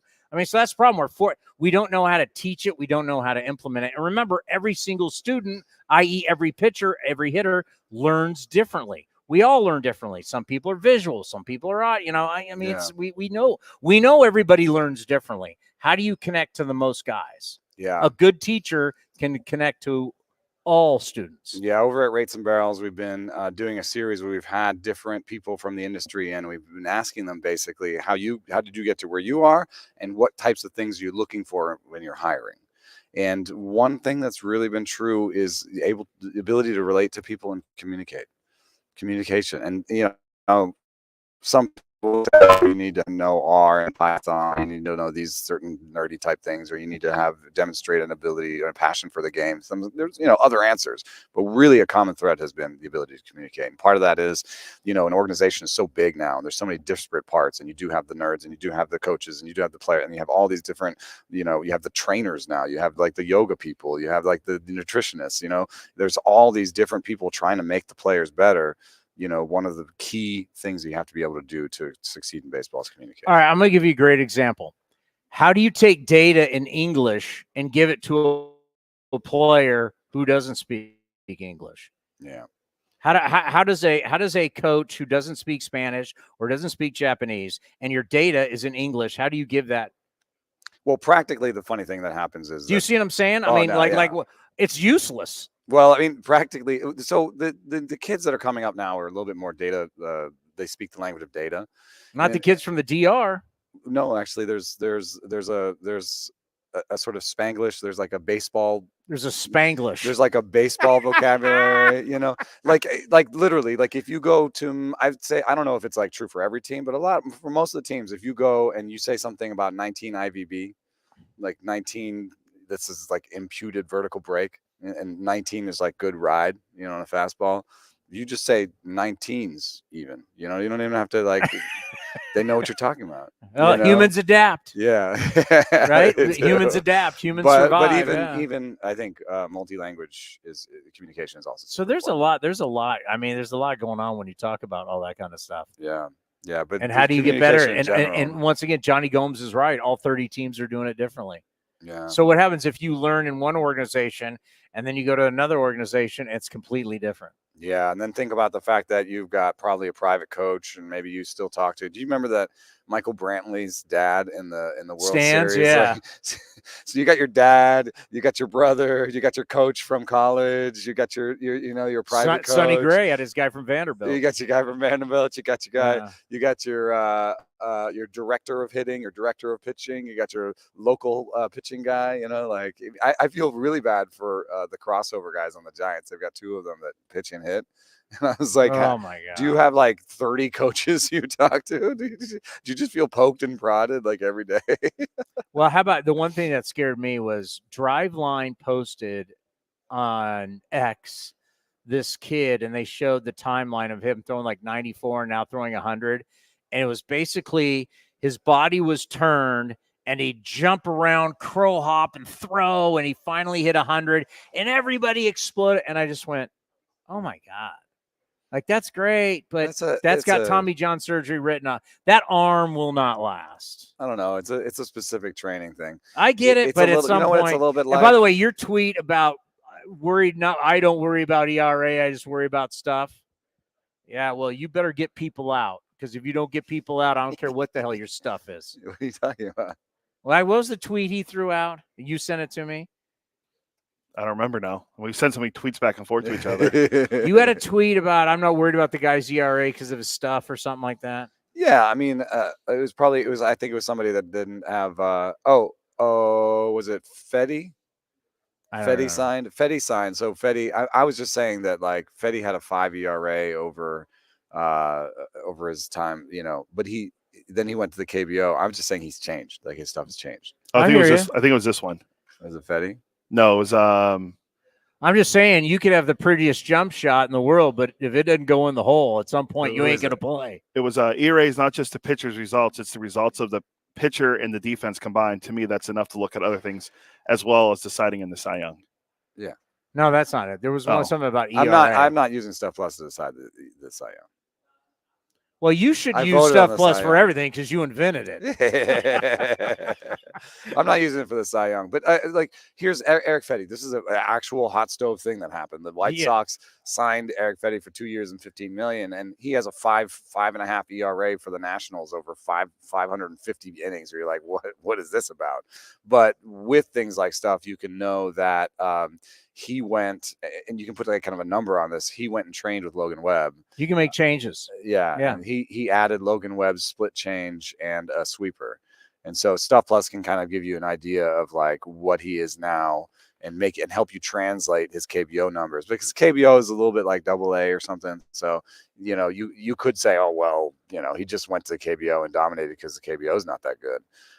But if you can kind of look under the hood and say, well, actually his sweeper is different, his splitter is different, like he's a different pitcher.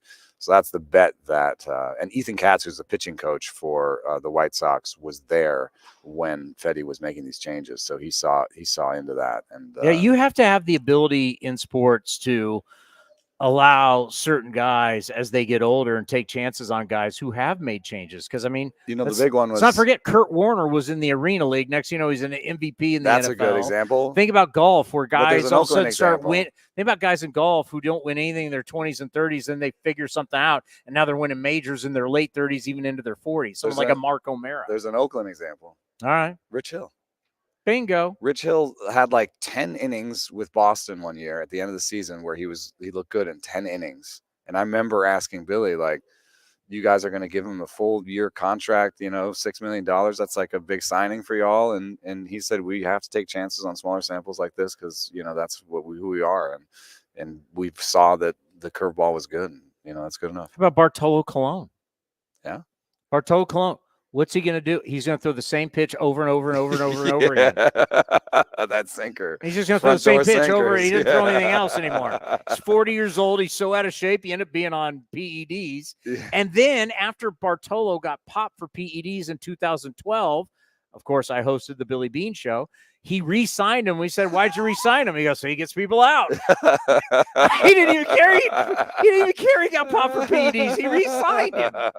How many guys have... That was also a surprise to me. I mean, how many guys have the balls like Billy Bean to re-sign? Guy just got popped for 50 games, and then you re-signed him the next year. I also people think of PEDs as like, these svelte cut. Yeah. Anabolic steroids. No. Testosterone. Bartolo was one of the least impressive physically dudes in baseball. This is a great one that year, right? If you would have took the Giants roster and the A's roster and you lined everybody up and said, take your shirts off. And you'd say, all right, 2 guys got popped for PEDs. Guess who they are? Yeah. No one would have selected Melky Cabrera. No one would have selected Bartolo Colon. That's right. Yeah. Right? We think of Barry Bonds looking like or McGuire. Yeah. All right. We can't even do winners and losers. This is our last. This is it for us at the winter meetings. Uh-huh. Do you want to do Brian Kenny? Yeah. Okay. All right. So this won't be our last. Well, But I mean, if we were to do winners and lose, can we even have it? I mean, we are the losers. The people like the readers and the viewers lost out on this And the one. fact that I did a full rack of ribs and fried Oreos last night. I'm a loser in this one. It's a bad beat, as they say. All right, on this menu last night we had frog legs, fried frog legs. Whoa. We had we were just going all out. We had alligator. Where'd you guys Gator go? tail, yeah. Gator tail. Caney's place, or like across the street. No way. We actually Yeah. left. We It was actually left good. Opryland. We So left good? Opryland. I didn't know we were allowed. I thought there was like a tractor beam that kept us in Opryland. Was We it were allowed good? to leave. Yeah, it was actually my ribs were fabulous. Wow. But then I went fried oysters, and then we got this like peanut butter chocolate pudding thing. I was out over my skis. Fried Oreos, not oysters. You got to go. Fried on- Oreos. You got to go on a run. Oh yeah, I was like hurt. I haven't had anything to eat today. I was hurt. You still use. So there's no winners at the winter meeting. No winners. I can't imagine. I mean, I can throw some losers together, which are the teams that are cutting salaries. Who's the number one Like loser? I don't like the Mariners. I don't like that trade. Well, they got cable problems. I know. Yeah. I mean, if you know income is not coming in, you don't want to spend what's not coming in. Yeah. Yeah. I'll give you a loser, and I'll be that 2-team market troll. How about my San Francisco Gigantes? For not doing anything. They came in here big ball and shot calling like they had a checkbook for days. I mean, everyone's gonna wait on Shelley, I guess. Well, remember last year was Aaron Judge, it was Correa. I mean, it's. And I think it would be a real mistake in this market to just give the top of the line money to Cody Bellinger and Blake Snell because they're trying to give the bag to somebody. I think it could be a mistake. I like Blake, but he's had every 3 seasons. It's 2 seasons of 120 innings and a season of 180. Yeah. So if you're there's no doubt. giving a guy like that $150 million, Then they were and trying Cody to. Bellinger doesn't hit the ball hard anymore, so it's Yeah, but Matt Chapman does, but he never hits it. yeah. This whole I think I thing. might rather have Matt though. I believe the third base defense. He still hits the ball hard. He think hit 167 in the last month. Second to there was last I think month, there he was hit an injury. 197. 206 the rest of the year after April, May. After March, his April. 370 April, he hit what? 206. 206. How There was can you an give me injury hard? component to that? I think. It's always that. Remember in Oakland, it was it's the hip. It's he's not getting younger. Yeah. Really? Are we? I mean, what were some of the great hitters? But I mean, let's say You don't think Cody let's say I Bellinger- disagree a little bit, but let's say I would say that these are the 3 best players after Yamamoto and I'd take and Bellinger Ohtani. over Matt Chapman any day of the week. I got a guy who can play center, right, first. Yeah, but Matt Chapman might be a $60 to $70 million deal, and Bellinger might be a $200 million deal. Well, you didn't say that. I was just saying the player. Yeah, okay. All right. I was just talking about the player. Yeah, I think. Yeah, I agree with that. Bellinger's not getting $200 million, is he? This was asking for, I think. I do. I've only seen video of Yamamoto. I can't wait to see That this number guy. is going up to 300. It sounds. But this like. guy, from what we're hearing, he wants to be prime. Like he wants New York. He wants Oh, LA. well, speaking of stuff, he wants to be a plus, star. I have the stuff plus on him from the WBC, and he had. If you compared him to pitchers that had 100 innings, starters in the major leagues, he had a 99th percentile. He would have basically the best splitter in baseball. He had a 92nd percentile fastball and a 93rd percentile curveball. So 3 pitches that would be among the best 10 in the league. Split, curve, what? Fastball. I'm saying there's something about Japanese players who have swagger. This guy sounds like he's got swag. He's got some of that, yeah. And Right? like he had ERAs that started with a 1 for the last 3 years, so he's pristine. And when he goes, I want New York, I want LA. Mm-hmm. I'm like, I'm in. Yeah. Right? Don't you Yeah. want to see a guy like that? Yeah, and he's got all the MVP Cy Young type hardware. He's been a proven winner, and He's 25. Yeah. Where's he go? But Is it I New just, York it makes or me LA? nervous to like give a pitcher 10 years and 300 million. I mean, the Cole deal is working out. I think that's they're getting their money's worth for that one. But the other biggest deal of all time is the Strasburg deal. But you know, Okay, he what's doesn't, the have third, the though? same history as Strasburg. Yeah, and Strasburg is third medical. third and fourth are some good deals. Like Scherzer, the Scherzer deal, All right. I think is Yeah, like maybe he third. gave you a lot. And that was a really good one. Who's the fourth? Like a lot of these pitching deals. Verlander, I think maybe. I mean, Verlander. Yeah, so there's, you know, some of the big deals have actually worked. Strasburg was just injury. Yeah. Which But that's why I get nervous if about the 10 Nats were years. smart, they would have bought the insurance, and they didn't. So you Yeah. can have insurance against the contract. Right. Right? I mean, the ones that scare you is when you have the Barry Zito deal and you don't get the bang for the buck. Yeah, that one was interesting because it wasn't necessarily injury. It's just, you know, kind of a denouement for his career. Just Yeah, wasn't the until he same. showed up for the last playoff run and kind of. I mean, if you remember the World Series where they had him completely off the roster, he wouldn't even shake Brian Sabian's hand at the parade. I mean, that was an ugly look. So what are we doing here, Cody? We'll take a break for a little bit, and then we'll come back at 1 with BK. You know what? Lunch. You enjoy the Rule 5. Yeah. Are you covering the Rule 5? I got to do my own podcast now. Where can we hear it? No rest for the talking. On The Athletic? Yeah. And also on YouTube. Oh, you're streaming now? Yeah, we do it on YouTube, and we don't stream it live yet, but we have it on YouTube. And you can What's the get big us topics on The Athletic podcast? We've been trying to, you know, dissect whatever news we got, but like I said, the fun thing that we're going to put up soon is interviews with Sam Fuld, who you had, and I had Ross Fenstermaker, the AGM for the Rangers. I had a director of R&D from the Pirates. So we've been trying to get a lot of different types of people in about talking about, you know, how they got in the game and, you know, how young people that do want to get in the game, like what sort of skills they should demonstrate. And how they should do it. Research and data, R&D, from a bunch of guys grown up, played Dungeons and Dragons, D&D. Oh no, a lot of those guys were just like me and played baseball, but did it really badly. They're Fortnite guys. Be honest. No, I don't know how to play Fortnite. Oh, that's too old. That's race thing. You're too old. You didn't come up in that era. You know what? And no offense to the coach. I was scoring the game because I was sitting on the bench. No offense to the coaches, but I think what we could delve more into it's like who are the really good. We have to stop thinking of coaches and think of teachers. Yeah, who can I like teach? that idea, yeah. Who can really teach? That's why golf pros, for the teachers, they're called teachers. Right? They can be, hey, guy's got a coach, but they consider, I'm teaching you how to swing. I'm teaching you how to play. We're using TrackMan. We're using all these different things to teach you how to play. We need to teach these players how to play. Yeah, I agree with you. And and we all know that the best teachers are great communicators. Yeah. So we can delve into that. Yeah. You enjoy your podcast. When are you leaving? I'm gonna actually go out on the town tonight. You going Broadway? Find some music. Yeah. I don't know if it's Broadway, but downtown somewhere. Everywhere. It's everywhere. Broadway's a good time. Go down there. By the way, this city should already have a team. When you come here, you realize Dave Stewart's got something special on his hands. Yeah, I mean they were, you know, I would say top 3 for expansion when I looked at it. So, you know, there's a lot of reasons to like it. All right, my friend. We'll see you back in the Bay. Great stuff. Is that The Eno Sarris Show is sponsored by Fieldwork Brewing Company. With 8 taproom locations in Northern California, Fieldwork brings you fresh craft beer direct from the source. Fieldwork will also ship beer direct to your door if you live in California. Visit fieldworkbrewing.com.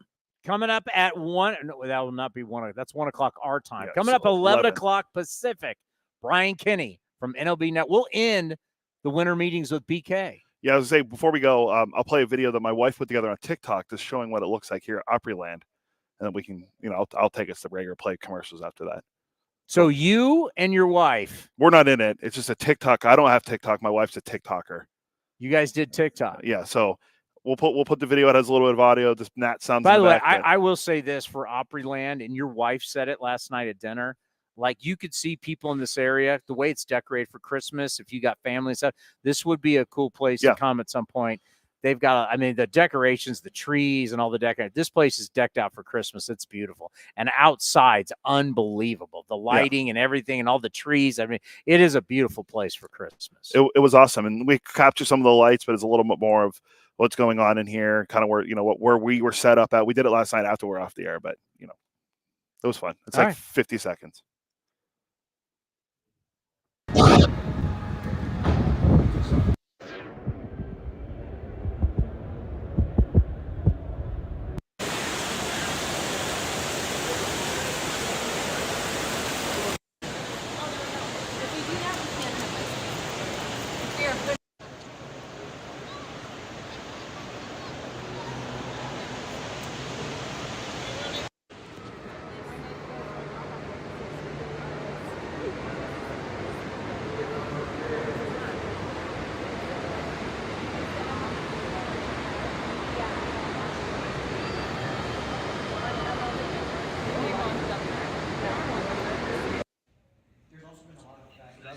these two segments where there was a lot.